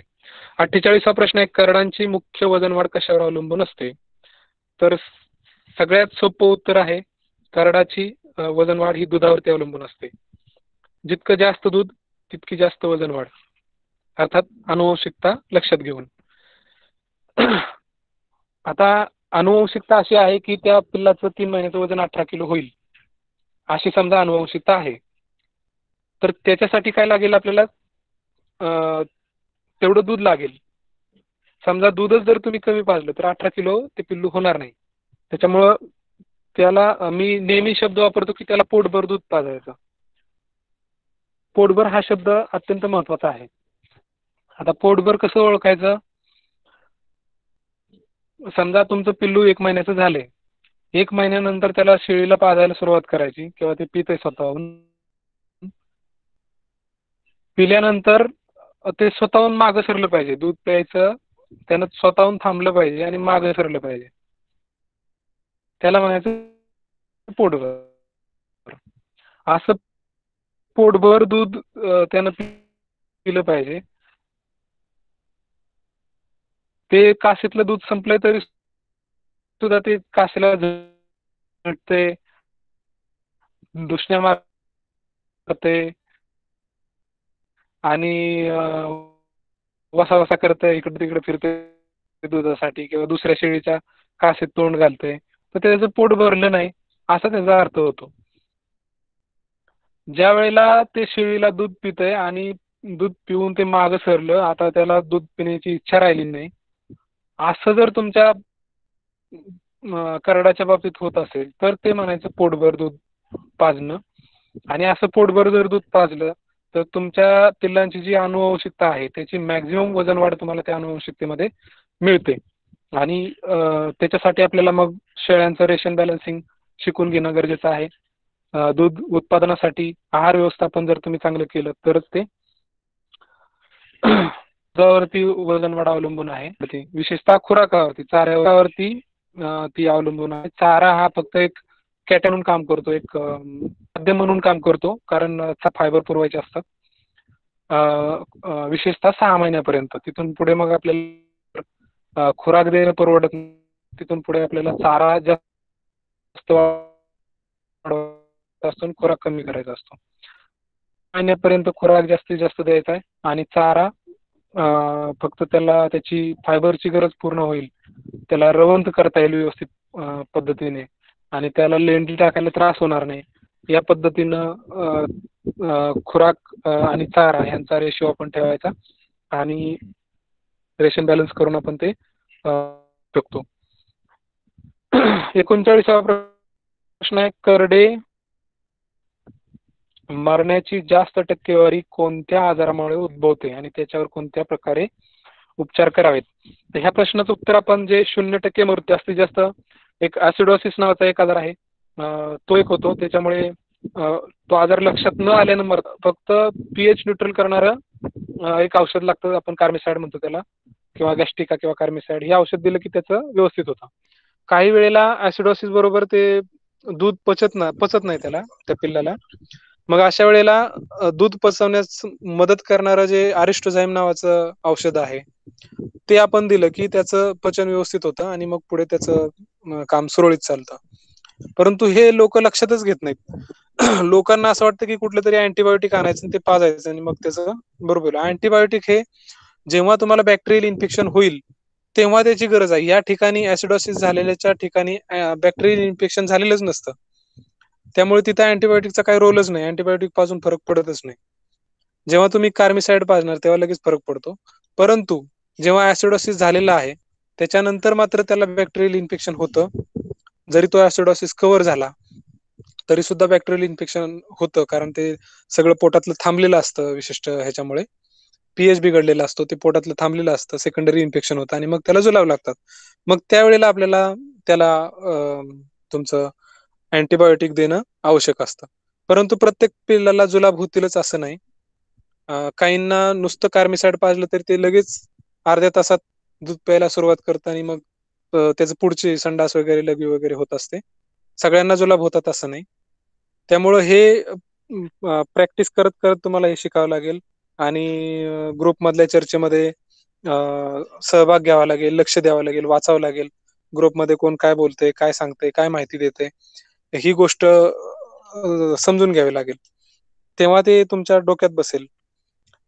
50वा प्रश्न आहे, लहान करडे जास्त करून जुलाब करतात, त्यामुळे वजन कमी होते. जुलाबामुळे वजन आणि उंची कमी होऊ नये म्हणून कोणती काळजी घ्यावी. ह्याच्यात काही लसीकरण वगैरे उपलब्ध नाही. त्याच्यामुळे जास्तीत जास्त भर हा आपला शेळी ट्रेस फ्री राहील. शेळी ट्रेस फ्री राहिली की पिल्ल ट्रेस फ्री राहतात. पिल्ल ट्रेस फ्री ठेवायची. त्यांचा गोठा ऐसपैस पाहिजे पिल्लांचा, त्यांना खेळता आलं पाहिजे. तुमच्या गोठ्यामध्ये जास्तीत जास्त सूर्यप्रकाश आला पाहिजे. सूर्यप्रकाश जास्तीत जास्त आला की जे काही हानिकारक बॅक्टेरिया असतात, जुलाब करणारे इकोलाय किंवा साल्मोनेला, मुक्तमुख जे बॅक्टेरिया असतात ते उन्हानं मरून जातात. त्याच्यामुळे त्याचं इन्फेक्शन आपोआप कमी होतं. आता काही लोक असं खूप अभिमानाने सांगतात की आमचा गोठा एकदम स्वच्छ आहे असं सांगतात आणि ते म्हणजे चांगली गोष्ट आहे. गोठा स्वच्छ ठेवणं ही चांगलीच गोष्ट आहे, ते काय त्याच्यात काही वाईट नाही.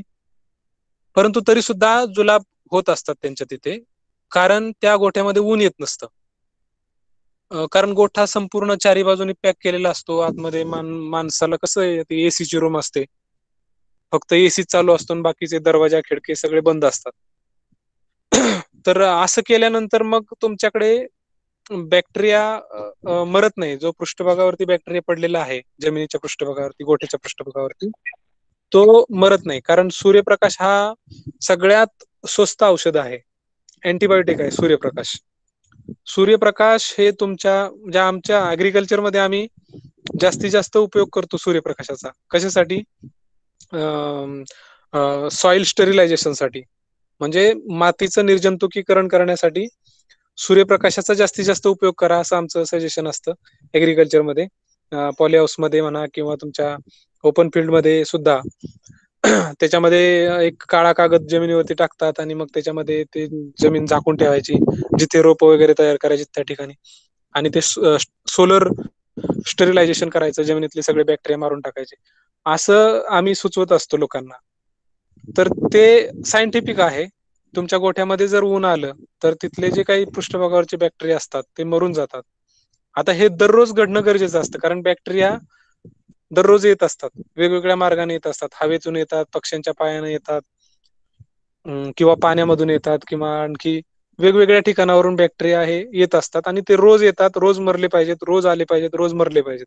ह्या पद्धतीनं ते काम चालतं. तुम्ही म्हणसाल की मी आता H2O2 वापरले किंवा फॉर्मॅलिन वापरले, गोठा एकदम निर्जंतुक केलाय, आता काय पुढे चान्स नाही बॅक्टेरिया येण्याचा. तर दुसऱ्या दिवशी बॅक्टेरिया हजर असतात तिथे. एवढंच नाही तर तुम्ही हे बघा की जे पाश्चराईज केलेलं हे असतात, बॉटल असतात, किंवा जे पॅकिंग खाद्यपदार्थ असतात, म्हणजे केचप असेल, सॉस असेल, किंवा तुमचं काही गोष्टी असतील अशा पद्धतीच्या, ज्याच्यामध्ये निर्जंतुक करून ते भरलेलं असतं. आंब्याचा पल्प असेल, रस असेल आंब्याचा, काय गर वगैरे असतो तो, ते निर्जंतुक करून त्या बॉटलमध्ये भरलेलं असतं, एअर टाईट केलेलं असतं, निर्जंतुक वातावरणामध्ये एअर टाईट केलेलं असतं. तरी सुद्धा ते 6 महिन्याच्या वरती टिकत नाही. तरी सुद्धा ते 6 महिन्याच्या नंतर ते खराब होतं. त्याच्यात बॅक्टेरियाची निर्मिती होत असते. म्हणजे एअर टाईट करून सुद्धा त्याच्यात बॅक्टेरियाची जर निर्मिती होत असेल तर मग तुम्ही विचार करा की ते कुठून येत असतील बॅक्टेरिया. मग तुमच्या गोठ्यामध्ये काय येणार नाहीत बॅक्टेरिया, हे आपण लक्षात घेतलं पाहिजे. त्याच्यामुळे दररोज ऊन गोठ्यामध्ये आलं पाहिजे आणि त्या उन्हामुळे बॅक्टेरिया मरले पाहिजेत. पुढचा प्रश्न, हॅलो, लहान स्क्रीन करडे दिसत जास्त करून ते झाला. स्क्रीन दिसत नाही मला. 51वा प्रश्न आहे. स्क्रीन दिसत हॅलो, नाहीये. स्क्रीन दिसत नाहीये. बर परत शेअर करतो. हा, दिसते का आता? हो दिसतंय. करडांना फक्त खुराक आणि सुका चारा यांच्यावर मेंटेन करता येऊ शकते का, आणि कसे? मगाशी मी सांगितलं की चाऱ्याचा 6 महिन्यापर्यंत फारसा काही रोल नसतो. म्हणजे चाऱ्यावरती वजन वाढ होत नाही, रोल नसतो असं नव्हे. चाऱ्यावरती वजन वाढ होत नाही, खुराकावरतीच वजन वाढ होते. म्हणजे दुसऱ्या महिन्यापासून आपण जो खुराक चालू करतो तो 6व्या महिन्यापर्यंत आपण त्यांना चांगला म्हणजे त्यांना आवश्यक एवढा रेशन बॅलन्स करून खुराक देणं आवश्यक आहे.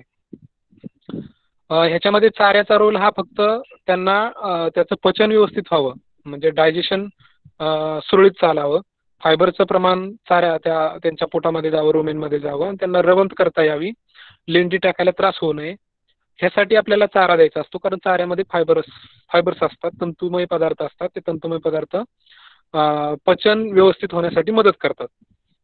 बाकी जी वजन वाढ आहे ती खुराकावरती होत असते. चाऱ्यावरती जर तुम्ही बघा प्रयत्न करून, काही पिल्लांना फक्त चारा आणि आईचं दूध पाजायचं, खुराक अजिबात द्यायचा नाही बंदिस्तमध्ये. ते डबरी होतात, डबरी, आणि मग पुढे सुधरत पण नाहीत.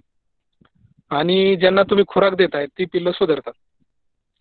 फिरस्तीमध्ये मात्र खुराक नाही दिला तरी सुद्धा पिल्लं चांगली होतात, कारण फिरस्तीमध्ये शेळ्यांना दूध भरपूर असतं. बंदिस्तमध्ये तेवढं दूध येत नाही शेळ्यांना, त्याच्यामुळे त्यांना खुराक पिल्लांना खुराक देणं आवश्यक असतंच. तर चारा असा विशेष काही ह्याच्यामध्ये असं विशेष नाही की सुका चाराच दिला पाहिजे किंवा ओला चाराच दिला पाहिजे पिल्लांसाठी. ह्याचं सगळ्यात सोपं सांगता येईल की जो तुम्ही शेळ्यांना चारा देताय तो चारा तुम्ही पिल्लांना द्यायचा. म्हणजे चाऱ्याचा विशेष वेगळा विचार करायचा नाही. जर तुमच्याकडे एकदा असेल मेथी घास असेल, दशरथ घास असेल तर तो तुम्ही टांगून वगैरे ठेवू शकता. जास्तीत जास्त द्विदल वर्गीय चारा देऊ शकता. सुबाबळीचा पाला देऊ शकता, शेवरीचा पाला देऊ शकता. झाडपाल्यावरती जास्त फोकस करू शकता तुम्ही. सुका चारा असेल तर तुम्ही चांगल्या क्वालिटीचा तुरीचा भुसा म्हणजे तुरीचं बुसकट हे देऊ शकता. हरभऱ्याचं बुसकट देऊ शकता चांगल्या क्वालिटीचं. उगाच ते लाकडं बिकडं असलेलं देऊन त्याचा काही फायदा नाही. त्यांनी खाल्लं पाहिजे म्हणजे त्यांच्या पोटात गेला पाहिजे चारा. तरच त्याच्यातून त्यांना फायबर उपलब्ध होणार. नुसते ते गव्हाणीत टाकून उपयोगच नाही. झाडपाला दिला तर त्याच्यातून चांगल्या प्रकारचे फायबर जातात. तुमचं मेथी घास, तुमचा दशरथ घास, पन्हाळी गवत, जे मकेचं जे शेंड्याकडचा भाग असतो तो म्हणजे चांगला लुसलुशीत शेंड्याकडचा भाग, कणसापासून वरचा शेंड्याकडचा जो भाग असतो तो चांगला जर चारा तुम्ही दिला तर त्याचा आणि त्यांना काही जास्त लागत नाही चारा, त्याच्यामुळे आपण असा चांगला चारा त्यांच्यासाठी देऊ शकतो. सुका चाराच दिला पाहिजे असं काही नाही किंवा हिरवा चारा दिला पाहिजे असं पण काही नाही. देऊ शकता तुम्ही दोन्ही पाहिजे, जे उपलब्ध असेल ते देऊ शकतो आपण. हे पण मी बघितले म्हणजे याच्यात सांगायचं की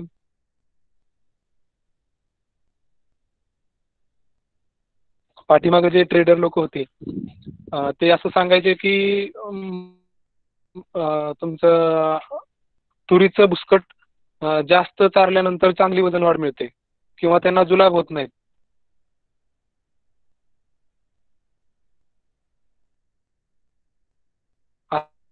असं सांगायचे. मग तो मी प्रयोग करून बघितला मागच्या वेळेला. मागच्या वर्षी जे काही बियासाठी तूर ठेवली होती त्याचे एक 7-8-10 पिशव्या भरल्या होत्या माझ्याकडे बुसकटाच्या. आणि मग त्यावेळेसची जी बॅच होती त्यांना मला ते बरोबर 3 महिने पुरलं. तर मी त्यांना फक्त तुरीचं बुसकट देतो. सुबाबूळचा पाला सुद्धा देत नव्हतो. तुरीचं बुसकट द्यायचो आणि खुराक द्यायचो भरपूर, म्हणजे जो काही लागेल तो खुराक रेशन बॅलन्स करून खुराक आणि तुरीचं बुसकट द्यायचो. तर असं वेगळं काही वाटलं नाही की बाबा चांगली वजन वाढ झाली किंवा त्यांना जुलाब लागले नाही. जुलाब पण व्हायचे. जसं इन्फेक्शन झालं की जुलाब होत असतं, त्याच्यात चाऱ्याचा काही संबंध नसतो फारसा. चाऱ्याच्या माध्यमातून म्हणजे इन्फेक्शन होऊ शकतं, परंतु चाऱ्यामुळे जुलाब होतात असं नाही. चाऱ्याच्या माध्यमातून होऊ शकतं. म्हणजे चाऱ्यावरती काही बॅक्टेरियल इन्फेक्शन झालेलं असतं ते त्यांनी खाल्ल्यानंतर त्यांना जुलाब होऊ शकतात. तर चाऱ्यावरती फारसं फोकस करायचं नाही लहान पिल्लांच्या बाबतीत. जे तुमच्याकडे उपलब्ध असेल त्यातल्या चांगल्या क्वालिटीचा चारा त्यांना द्यायचा, कारण त्यांना जास्त लागत नाही त्याच्यामुळे आपण त्यांना देऊ शकतो. 52वा प्रश्न आहे, वजन वाढीत पाण्याचे महत्त्व काय आहे? अनन्यसाधारण असं महत्त्व आहे पाण्याचं. पहिल्या 1 महिन्यापर्यंत 30 दिवसापर्यंत पिल्लाला पाणी पिऊ द्यायचं नाही, पाजायचं नाही आणि ते पीत पण नाही. जर त्याला पुरेसं दूध असेल तर. पुरेसं दूध नसेल तर मात्र ते पाणी प्यायला प्रयत्न करतं. तिथून पुढे म्हणजे 1 महिना झाल्याच्या नंतर त्याला चांगल्या क्वालिटीचं पाणी देणं आवश्यक असतं. कारण पाणी हे शरीरामध्ये सगळ्या ठिकाणी काम करतं. पचन संस्थेमध्ये काम करतं, रक्ताभिसरण संस्थेमध्ये पाण्याचा महत्त्वाचा रोल आहे. त्यामुळे पाणी हे चांगल्या क्वालिटीचं देणं हे अत्यंत आवश्यक आहे.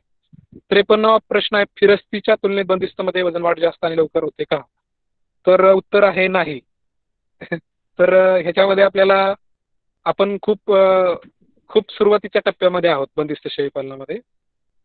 म्हणजे जर तुम्हाला 10 वर्ष झाले असतील, 12 वर्ष झाले असतील तरी सुद्धा तुम्ही खूप पहिल्या टप्प्यामध्ये आहात. पहिल्या टप्प्याच्या सुद्धा सुरुवातीला आहात. कारण फिरस्तीवाले हे पारंपरिक आहे. म्हणजे आपला आजोबा पणजोबा खापर पणजोबा आणखी कोण असेल तेव्हापासून ते फिरस्ती चालू आहे. त्याला आपण वजन वाढीच्या बाबतीत टक्कर देऊ शकत नाही.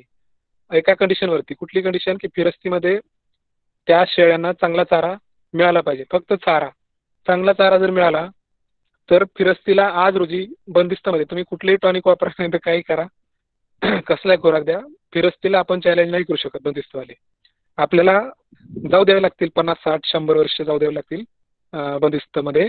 तेव्हा मग आपण अनुवंशिक सुधारणा ते आपोआप होत जाते आणि मग चांगली अनुवंशिक सुधारणा झाली की मग ऑटोमॅटिकली त्यांना ते आपण काय करू शकतो, म्हणजे वजन वाढ आपल्याला चांगली मिळू शकते. तर हा सगळा अनुवंशिकतेचा भाग आहे. कारण ज्या शेळ्या आहेत त्या आज रोजी ज्या शेळ्या आहेत त्यांची अनुवंशिकता अशी आहे की त्यांना फिरस्तीमध्ये त्या जास्त सुटेबल आहेत. आपल्याला अशा अनुवंशिकतेच्या शेळ्या तयार करायची की त्या बंदिस्तमध्ये जास्त सुटेबल स्वतःला फील करतील, तेव्हा आपल्याला ती चांगली वजन वाढ त्याच्यातून मिळू शकेल.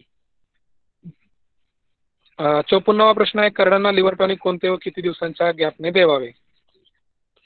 उत्तर आहे नाही. म्हणजे कुठल्याही प्रकारचं लिव्हर टॉनिक द्यायची गरज नाही, कुठल्याही प्रकारचं इतर टॉनिक द्यायची गरज नाही. मग अशीच मी सांगितलं त्या पद्धतीनं त्यांना जास्तीत जास्त दूध कसं मिळेल हे आपण पाहिलं पाहिजे. त्यांना ट्रॅक्टर जाऊ द्या एवढा.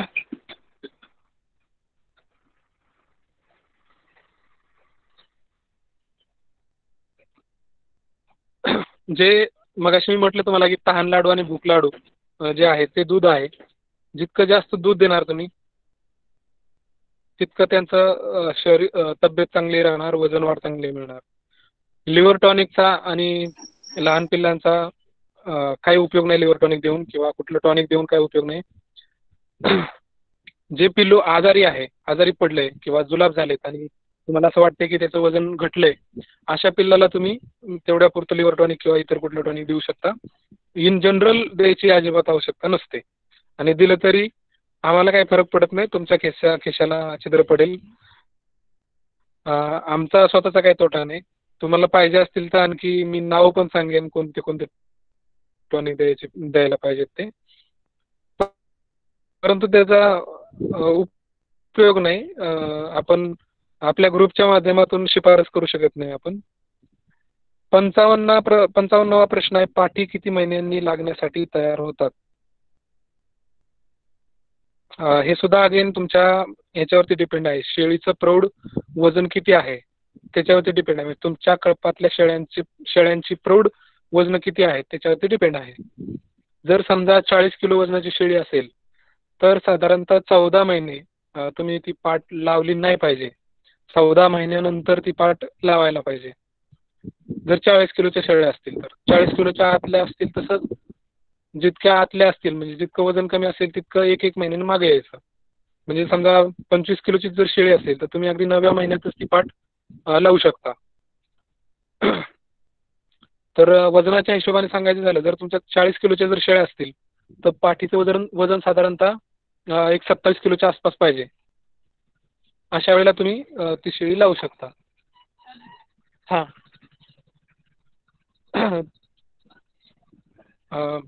जर शेळी समजा 30 किलोची असेल तर ते पाठीचं वजन हे साधारणतः 25 किलोच्या आसपास आपल्याला पाहिजे.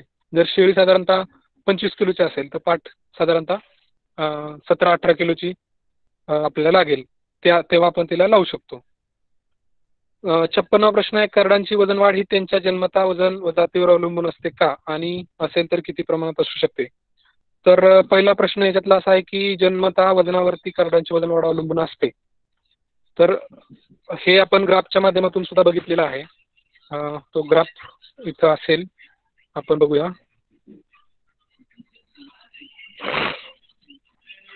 सापडेल का लवकर?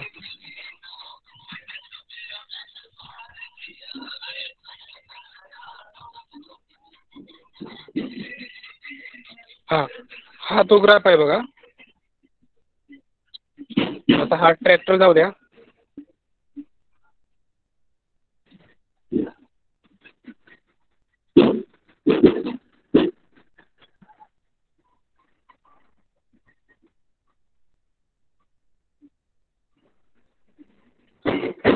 आता हा जो ग्राफ आहे तो 71 वेतांचा ग्राफ आहे. 71 म्हणजे शेळीचं एक वेत म्हणजे एक हे धरले अशी 71 वेत माझ्याकडे झाली होती त्यावेळेला.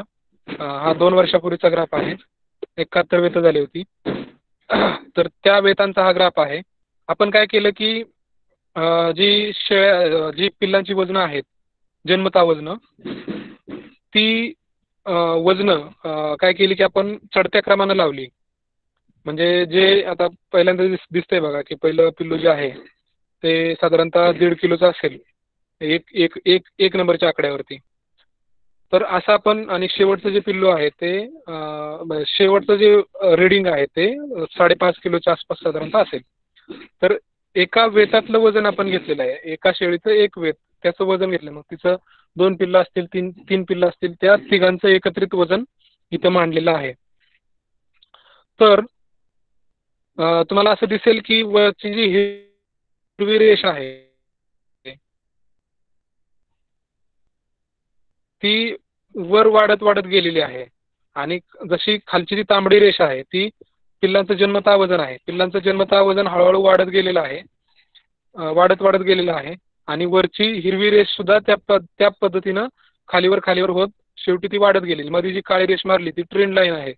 ट्रेंड लाईन म्हणजे चढता क्रम ती दाखवते. म्हणजे जसं पिल्लाचं जन्मतःचं वजन वाढ जास्त मिळते आपल्याला, तसंच 3 महिन्याची वजन वाढ आपल्याला जास्त मिळते. हे हे हे शास्त्रीयरित्या सिद्ध झालेलं आहे. डॉक्टर तेजस शेंडे सरांनी आपल्याला हे सांगितलेलं आहे एका व्याख्यानामध्ये. हे सिद्ध झालेली गोष्ट आहे आणि ह्या चार्टच्या माध्यमातून, ह्या ग्राफच्या माध्यमातून सुद्धा आपल्याला हेच दिसून येतं की ही गोष्ट वजन वाढीवरती अवलंबून आहे. परंतु असं असलं तरी इथं तुम्हाला वरची जी हिरवी रेषा आहे ती अत्यंत खालीवर खालीवर खालीवर झालेली दिसते.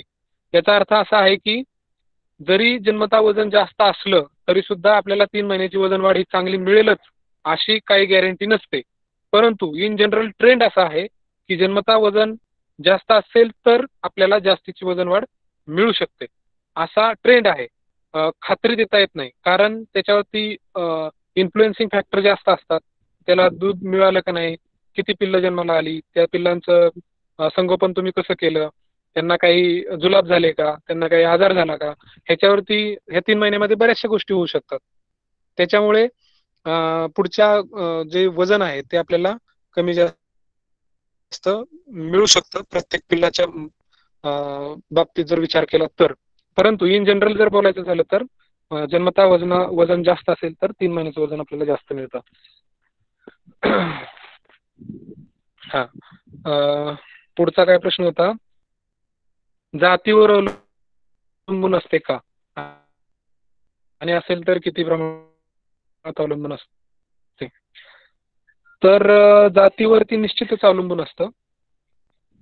कारण जर तुमच्याकडे 30 किलो वजनाच्या उस्मानाबादी शेळ्या असतील तर त्यांचं जन्मतः वजन तुम्हाला 1.5 ते 2 किलो पिल्लाचं मिळू शकेल. आणि जर तुमच्याकडे 45 किलो 50 किलो वजनाच्या सिरोही किंवा बिटल शेळ्या असतील तर त्या शेळ्यांच्या पिल्लांची जन्मतः वजन ही 3 किलो 3.5 किलो 4 किलोपर्यंत तुम्हाला मिळतील. म्हणजे इथं जन्मतः वजनावरतीच त्या शेळीच्या जातीचा किंवा तिच्या प्रौढ वजनाचा फरक पडतो. जर ते जन्मतः ह्याच्यावरती जर फरक पडत असेल तर 3 महिन्याच्या वजनावरती निश्चितच फरक पडतो. हे आपण ह्या प्रश्नाच्या अगोदरच्या भागातच बघितलं की जन्मतः वजन जास्त असेल तर 3 महिन्याचं वजन आपल्याला जास्त मिळतं. जर शेळीचं वजन जास्त असेल, प्रौढ वजन जास्त असेल तर तिला पिल्लं जास्त वजनाची होतात. पिल्लू जास्त वजनाचं झाले की 3 महिन्याचे वजन आपल्याला जास्त मिळतात. तर हे निश्चित आहे, ह्याच्यामध्ये काय ततमम काही नाही, हे निश्चित आहे.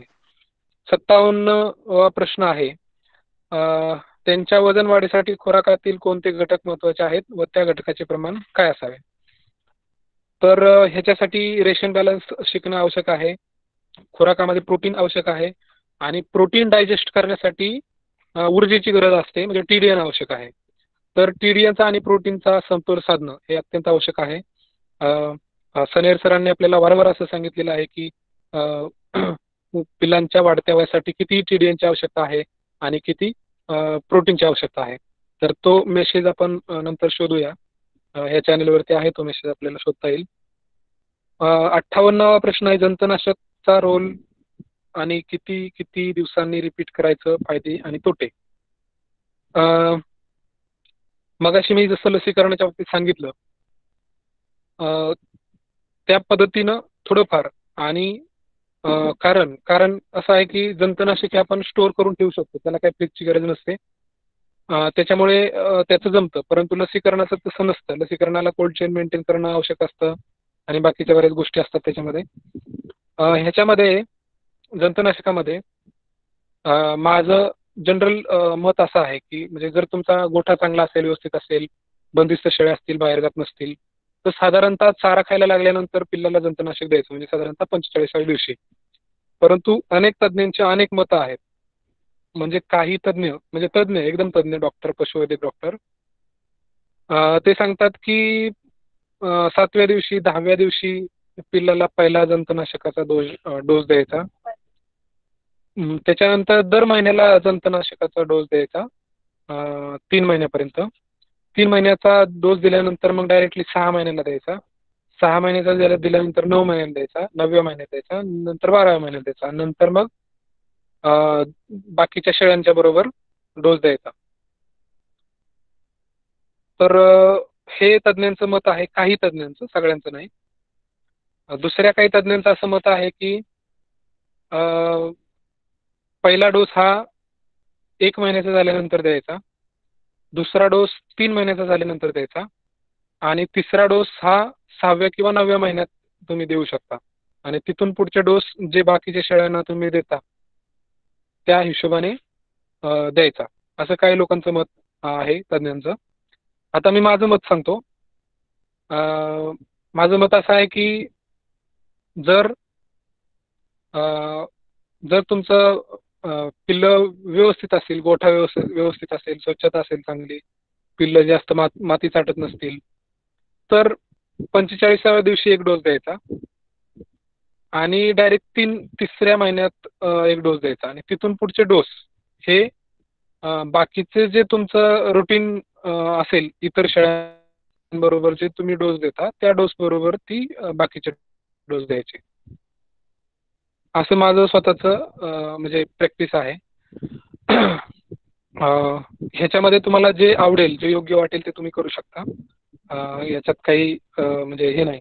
कारण कसं आहे की बंदिस्त शेळीपालनामध्ये जंताची बाधा होणे हे ह्याच्यावरती मर्यादा येते. फिरस्ती शेळीपालनामध्ये जंताची बाधा फार लवकर होऊ शकते, लवकर होते आणि तिथे सोर्सेस भरपूर असतात फिरस्ती शेळीपालनामध्ये. बंदिस्त शेळीपालनामध्ये जंताची बाधा होण्याला खूप मर्यादा येते. जंत उपलब्ध होण्याचे किंवा जंताचे अंडी उपलब्ध होण्याचे सोर्सेस कमी असतात. त्याच्यामुळे आपण फारसा जंतनाशकावरती भर देण्याची काही आवश्यकता नाही. आपल्याला चारा आणि खुराक व्यवस्थित देणं हे जास्त महत्त्वाचं आहे. तर माझे जे आपले प्रश्न आपण काढले होते ते सगळे प्रश्न झालेले आहेत. आता कोणाचे काही प्रश्न असतील तर तुम्ही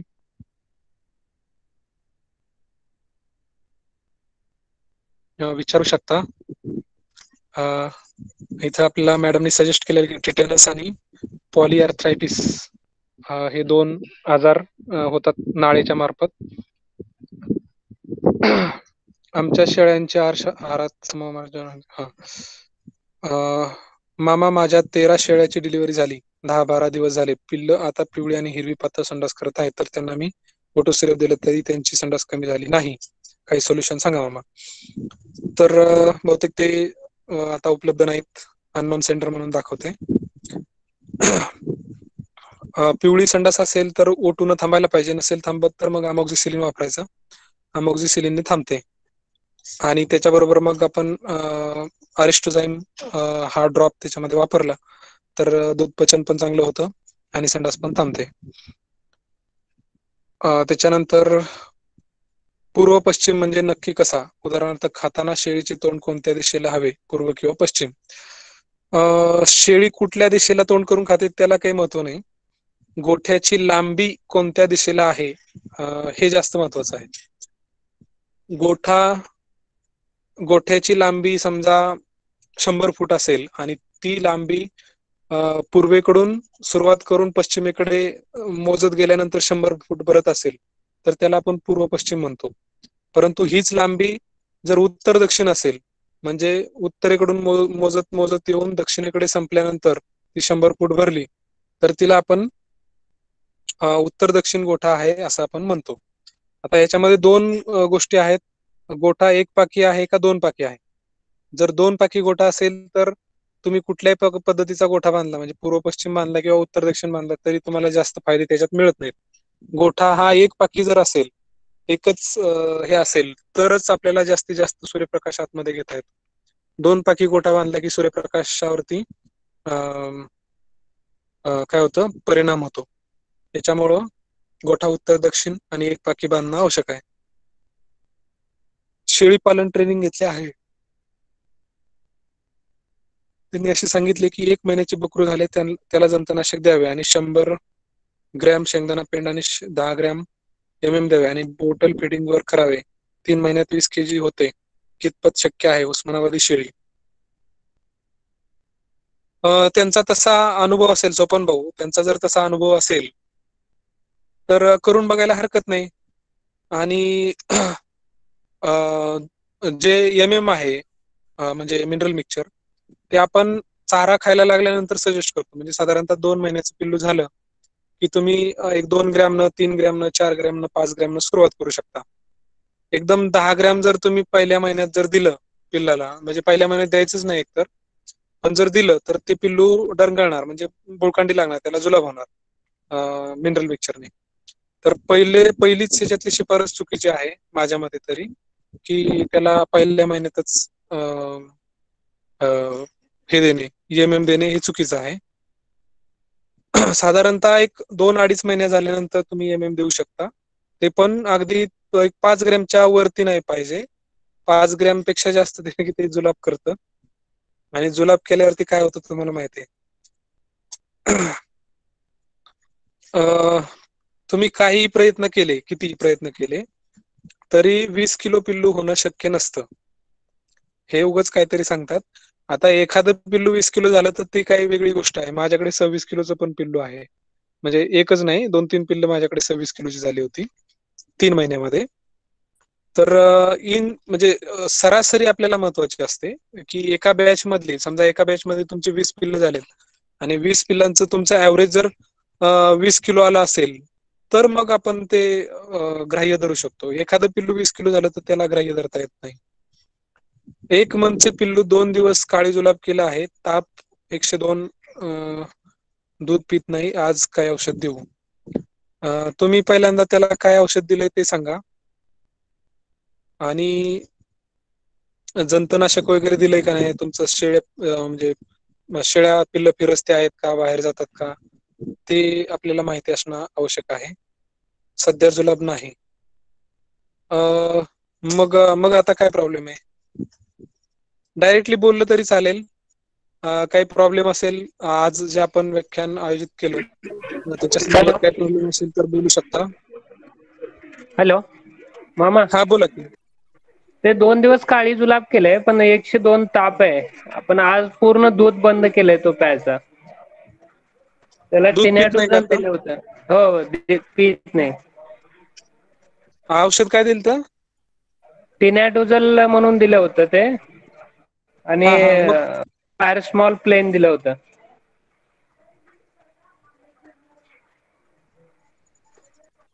हॅलो. हा, आवाज येत नाही तुमचा. हा, येतो का आता? हा हा. ओफ्लॉक्सिन मॅट्रोनिडोजल दिलं होतं आणि पॅरास्मॉल प्लेन दिलं होतं. जुलाब थांबलेत ना त्याचे?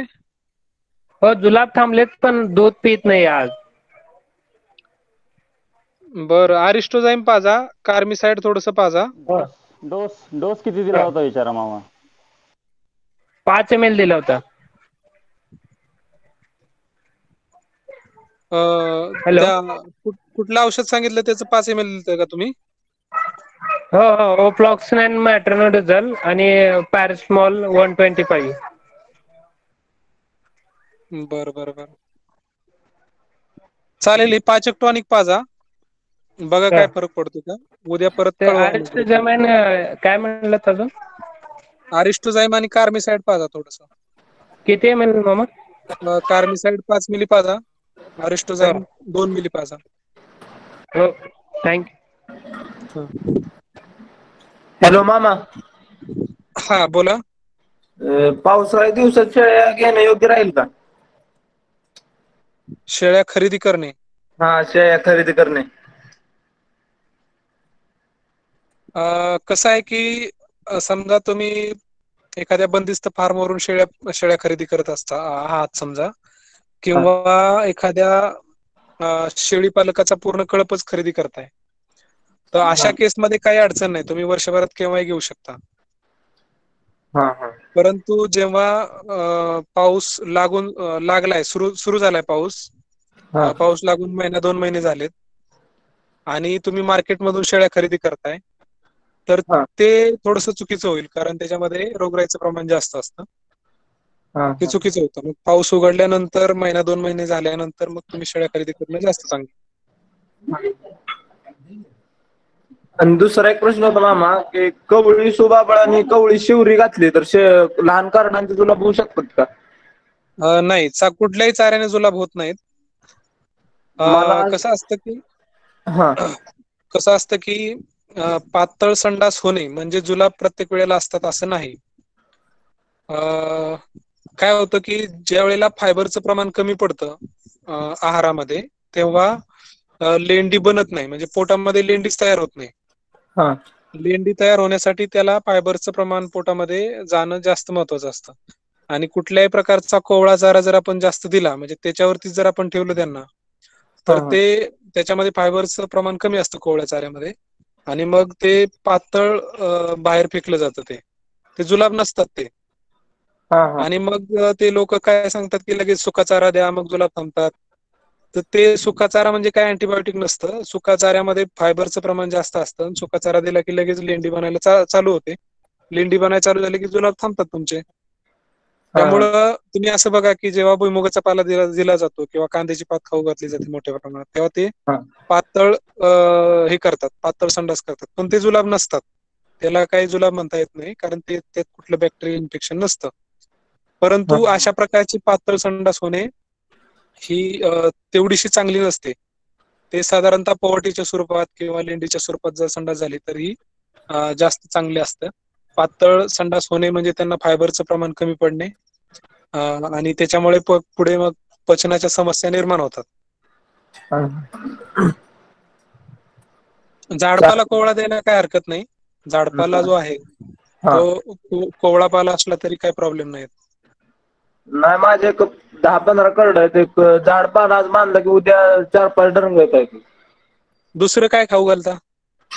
सकाळचं मक्याचा भरडा असतो, दुपारची शिवरीचा पाला, सुबाबीचा पाला, आणि त्याच्यावर संध्याकाळी कुटी घालतो मक्याची. हा चालतंय, मग काय अडचण नाही, बरोबर आहे. तरी पण करडं डरगळण्याचं प्रमाणच राहतंय भरपूर. मक्याचा भरडा किती देता तुम्ही? आता तसं एक डब्बा आहे, त्याच्या मापाने एका टपात ठेवलं की खात्यात बाहेर प्यायला सोडली की. गहू नाही देऊ शकत गहू का? उपलब्ध नाही, त्याच्यामुळे गहू मक्याचा भरडा देतोय. बरं, चालतंय. फोटो टाका मग बघूया आपण. बरं चालेल. थँक्यू बाबा. चालतंय मग. शेळके सर. हॅलो ओके मामा. मामा, एक मिनिट मामा. हा बोला अशोक भाई.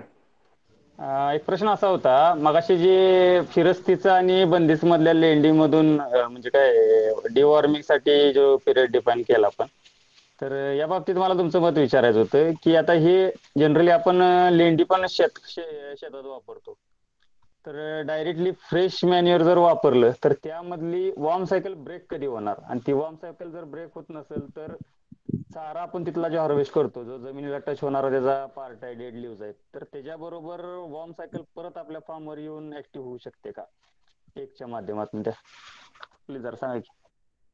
ह्याच्यावरती बऱ्याच ग्रुपमध्ये डिस्कशन झालेलं आहे. ते सांगतात बरेच लोक की झाडावरती चढतं ते, त्याची पिल्लं, त्या जंताची पिल्लं झाडावरती चढतात, मग ते सुकवा चारा, मग ते टाका, असं सांगितलं जातं. किंवा तुम्हाला ज्या ठिकाणी मेथी घास करायचा आहे त्या ठिकाणी लेंडी खत टाकू नका, तर असं सांगितलं जातं. काही अंशी बरोबर आहे असं आपण म्हणू शकतो. परंतु आता कसं आहे की जी जंताची पिल्लं आहेत ती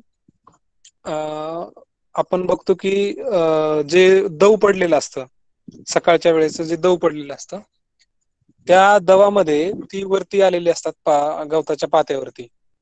आता आपला मेथी घास हा साधारणतः फूट 1.5 फूट 2 फूट वर वाढलेला असतो. मका 5 फूट वर वाढलेली असते. एवढ्यावरती ते काही येत नाहीत. आणि मका जर जी आपण कापतो ती थोडीशी वरती जर कापली 1-2 इंच 3 इंच तर काही प्रॉब्लेम होत नाही.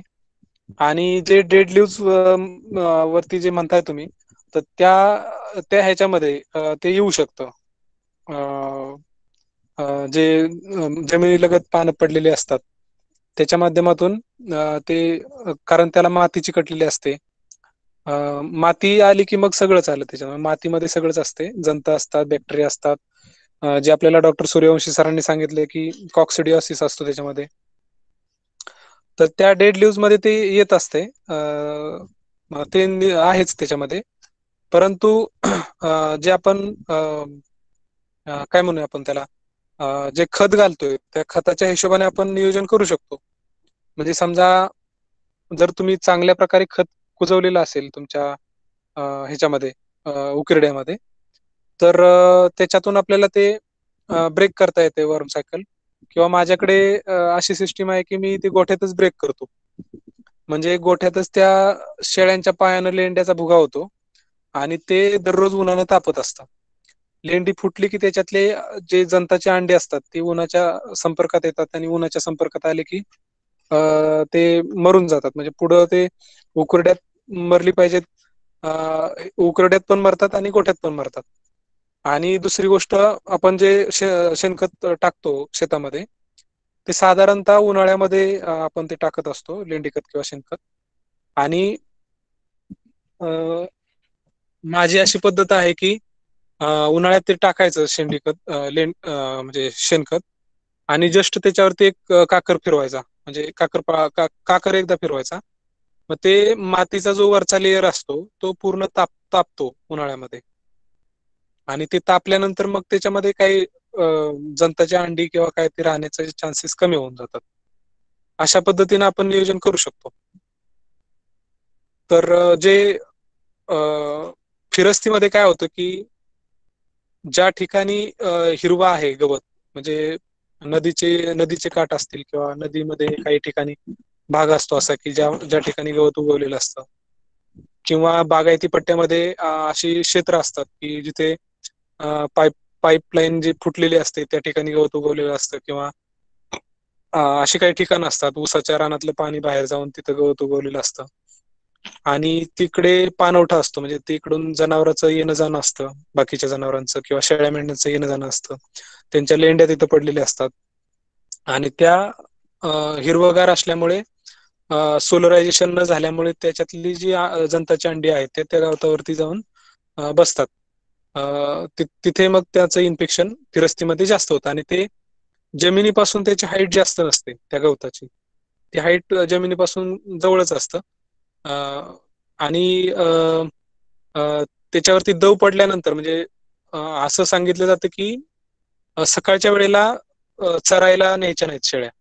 साधारणतः ऊन आल्यानंतर 11-12 वाजता 10-11 वाजता तुम्ही शेळ्या चरायला सोडल्या तर ते जास्त चांगलं आहे. कारण ते दव हटलं जातं, पाणी त्या गवताच्या पात्यावरचं पाणी निघून जातं आणि त्याच्यातले जे पिल्लं आहेत ते खाली जातात मातीलगत.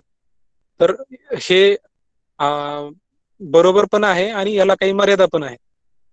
म्हणजे जर त्याच्यावरती मातीचे कण असतील किंवा बाकीच्या गोष्टी असतील तर ते पोटामध्ये जाणारच आहे आणि ते जंत पोटामध्ये शिरकाव करतच असतात. सगळ्यात जास्त जे म्हणजे अनुभव आलेले आहेत की जे पाणवठे असतात ज्या ठिकाणी दलदल असते, ज्या ठिकाणी खूप सारी जनावरं वेगवेगळ्या कळपातली येत असतात पाणी प्यायला आणि स्टॅग्नंट वॉटर असतं, डबकं साचलेलं असतं. अशा ठिकाणी मग ते नदीचा असू देत नाही तर एखाद्या तळ असेल त्या तळ्याचा असू देत, अशा ठिकाणी जेव्हा पाणी पाजलं जातं शेळ्यांना किंवा शेळ्या मेंढ्यांना तेव्हा जंताचा प्रादुर्भाव जास्त होतो. म्हणजे अगदी तुम्ही 15 दिवसांनी जरी जंतनाशक दिलं तरी सुद्धा त्या जंताची असण्याची लक्षणं मेंढ्यांमध्ये दिसून येतात आणि प्रॉब्लेम हा होत असतो. तर पाणी हे फिरस्तीमध्ये जास्त करून आहे. बंदिस्तमध्ये अशी काही गोष्ट नसते, म्हणजे स्टॅग्नंट वॉटर पाजायचा काही चान्स नसतो. त्याच्यामुळे मगाशी मी सांगितलं त्या पद्धतीनं जंताचे सोर्सेस बंदिस्तमध्ये कमी होतात, पण फिरस्तीमध्ये आपल्याला ते कंट्रोल करणं म्हणजे सोर्सेस कमी करणं हे थोडंसं मुश्किल असतं फिरस्तीमध्ये. परंतु बंदिस्तमध्ये निश्चितच ते आपल्याला आपण कमी करू शकतो सोर्सेस. गोठ्यामध्ये जे जंताची अंडी असतात ती लहान पिल्लं जे सुरुवातीला माती वगैरे चाटतात त्याच्या माध्यमातून मात्र पिल्लांच्या पोटामध्ये जाऊ शकतात. मग ते आपण करतोच त्याचं जंतुनाशक. एका महिन्याला पहिला डोस, 3 महिने झाले की दुसरा डोस, असं ते लहान पिल्लांसाठी आपण ते जंतुनाशक करतो. परंतु मोठ्या शेळ्यांसाठी आपण सांगतो की 4 महिन्यानंतर किंवा 6 महिन्यानंतर जंतुनाशक करावं. मोठ्या शेळ्यांमध्ये 4 किंवा 6 महिने. काही लोक 3 महिन्यांनी जंतुनाशक करतात, तर ते चुकीचं आहे. दर 3 महिन्याला जंतुनाशक करणं बंदिस्त शेळीपालनामध्ये हे काही बरोबर नाही. 4 महिना किंवा 4था महिना किंवा 6वा महिना, म्हणजे वर्षातनं 2 वेळा किंवा वर्षातनं 3 वेळा, ह्या पद्धतीनं जर आपण जंतुनाशक केलं मोठ्या शेळ्यांचं पूर्ण बंदिस्तमध्ये, तर ते योग्य आहे. हॅलो. थँक्यू. हॅलो मामा. हॅलो. मामा. हॅलो. हा बोला. आपण सर बरं बोला. एक लास्टचा प्रश्न घेऊया आपण. खूप टाइम पण झाला. हा बोला जगन्नाथ राणे साहेब बोला. गाढांना दूध पाजायचं असेल तर किती डॉक्टर तेजस शेंडे सरांनी साधारणतः 10% दूध, 10% चीक आणि त्यानंतर 15% चीक दूध पाजावं असं रिकमेंडेड केलेलं आहे. आणि दुसरा प्रश्न आहे की उस्मानाबादी शेळ्या नर आणि मादी याच्या पिल्लामध्ये अनुवांशिक गुणधर्म 50% निघतात. तर मग क्रॉसब्रीड आपण केली, समजा उस्मानाबादी बोर घ्या किंवा बिटेल किंवा आणखी सिरोही उस्मानाबादी घ्या, त्याचे अनुवांशिक गुणधर्म किती निघतील? कसं आहे की अनुवांशिक गुणधर्म जे आहेत ते मोजता येणारे आणि मोजता न येणारे असे 2 प्रकारचे असतात. मोजता येणाऱ्यामध्ये वजनवाढ आहे, हा एक प्रमुख अनुवांशिक गुणधर्म आहे. मोजता न येणारे बरेचसे अनुवांशिक गुणधर्म असतात.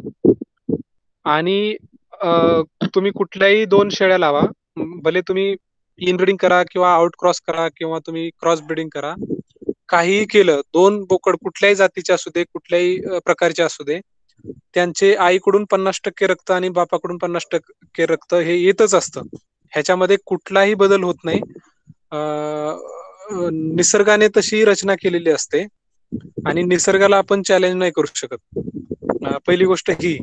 आता फक्त ते आपल्याला दिसत नाही की म्हणजे शेळीचे 50% आलेत, बापाचे 50% आलेत, हे असं आपल्याला नजरेला दिसत नाही. कारण मगाशी मी सांगितलं की काही गोष्टी मोजता येणाऱ्या असतात, काही गोष्टी मोजता न येणाऱ्या असतात. तर ज्या मोजता न येणाऱ्या गोष्टी असतात त्या आपण नाही सांगू शकत की त्या आल्यात का नाही आल्यात. त्या फक्त आपल्याकडं आपण बघतो की वजनवाढ जी आहे ती वजनवाढ आली की नाही आली हे आपण बघू शकतो. तर जर ज्या शेळीचा डॉमिनंट गुण आहे वजनवाढीचा, तर तो त्या पिल्लांमध्ये येतो, आणि जर तो वजनवाढीचा गुण डॉमिनंट नसेल तर तो त्याच्यामध्ये येणार नाही. आता उदाहरण सांगायचं झालं तर बोरचा जो उंचीचा गुणधर्म आहे तो डॉमिनंट आहे, वजनाचा गुणधर्म डॉमिनंट आहे.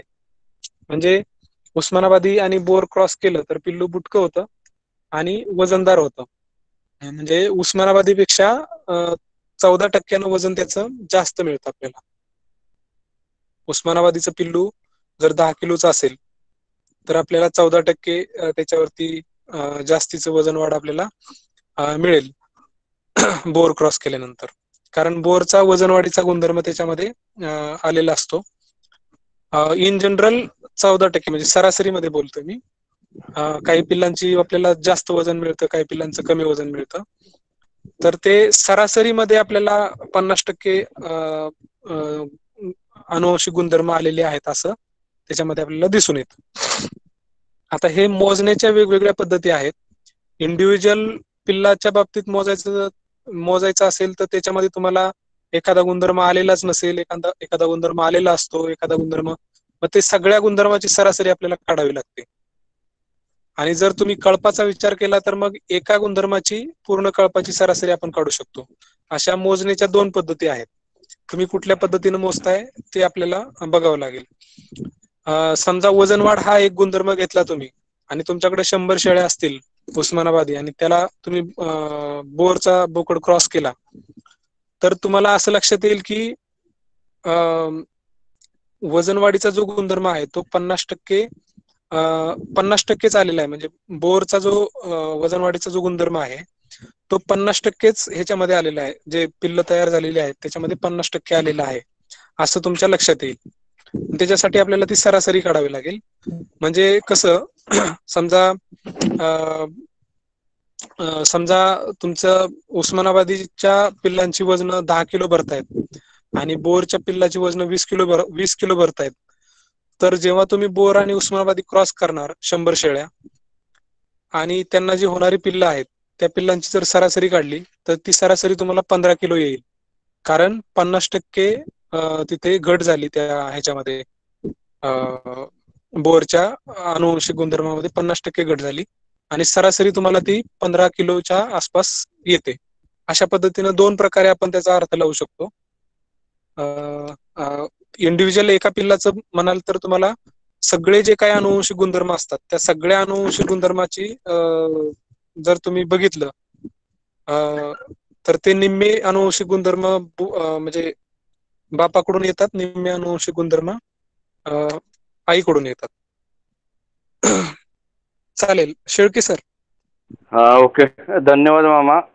आपण यावर माहिती दिल्याबद्दल. आता आपण या ठिकाणी तर बरेच प्रश्न असतात आपले, शेळीपालन म्हणजे प्रश्न संपणार नाहीत. मामांनी पण आता 3रा भाग आपण आपल्या शेळीपालकांच्या प्रश्नावरती घेतला. आणखी कोणाचे काही प्रश्न असतील तर आमच्या चॅट बॉक्समध्ये जो शेळ्यांच्या आहारशास्त्र समूह महाराष्ट्राची टेलिग्रामची लिंक टाकलेली आहे त्या लिंकला जॉईन करा आपण. आणि आमच्या समूहामध्ये आपले काही प्रश्न असतील शेळीपालनाबाबत तर त्या ठिकाणी विचारू शकता. आमचे तज्ज्ञ त्या ठिकाणी आपल्याला मार्गदर्शन करतील. आणि जे पण मार्गदर्शन होतं ते फ्री ऑफ कॉस्ट एक सेवा या तत्वावरती आमचे सर्व मार्गदर्शन करते.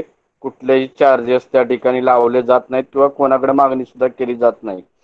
याची सर्वांनी नोंद घ्यावी. मी या ठिकाणी आमच्या समूहाचे निर्माते व संकल्पक गट विकास अधिकारी विलास सनेर सर, मी सरांना विनंती करतो की आजच्या मार्गदर्शनाबाबत आणि आज मामांचे आभार प्रदर्शन आपण करावे. धन्यवाद. Snare sir. नमस्कार. येतोय आवाज? हा, येतोय सर, येतोय आवाज. सर्वांना नमस्कार. बाळू मामांना आमचे समूहातले काही मित्र जे जसं माणसांच्या याच्यात बालरोग तज्ञ म्हणतात तसे बालरोग तज्ञ म्हणून एक वेगळी पदवी दिलेली आहे. करडांच्या संगोपनाच्या संदर्भात, आजाराच्या संदर्भात, वजनवाढीच्या संदर्भात प्रचंड असं ज्ञान आणि अनुभव आणि त्या आधारानं ग्रुप मधल्या खूप लोकांना फायदा होतोय असं मी गेले जवळपास 3 वर्ष पाहतोय. आणि त्यातून एक नेमकेपणानं समस्या समजणे आणि नेमकी उपाययोजना करणे यासाठी बाळूमामांचं चॅनल असेल किंवा ग्रुपवरचे त्यांचे मेसेज असतील, मागचे मेसेज ग्रुपच्या सगळ्यांनी वाचले पाहिजेत मित्र.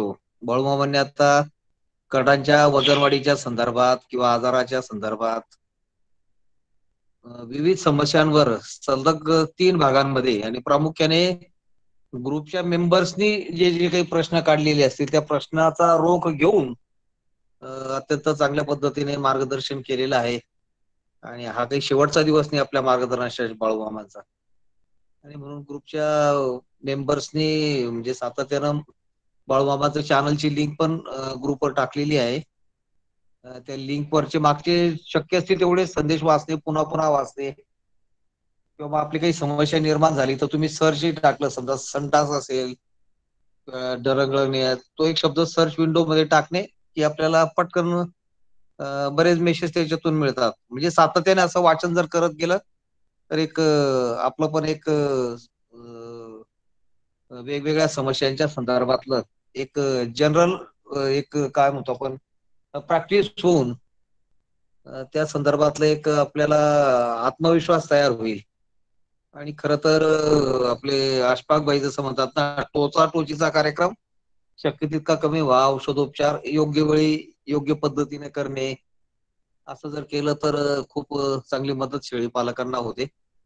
बाळूमामांचे सगळ्या ग्रुपच्या आणि आजच्या प्रामुख्याने उपस्थित सदस्यांच्या वतीने मी धन्यवाद मानतो, आभार मानतो. खरं तर बाळूमामा म्हणजे या ग्रुपचा आपण जसं ते एक तमाशाचा तंबू राहतो की नाही, एक खांबी तंबू असा नदीत किंवा असं मोकळ्या स्पेस मध्ये, तसं या ग्रुपचे बाळूमामा म्हणजे एक प्रमुख खांब आहेत, त्याच्यावर सगळा डोलारा अवलंबून आहे. आणि अजूनही काही मित्रांना काही विषय सुचवायचे असतील तर त्या संदर्भातलं आपण बाळूमामांचं सातत्यानं मार्गदर्शन घेतच आहोत, घेत राहणार आहोत.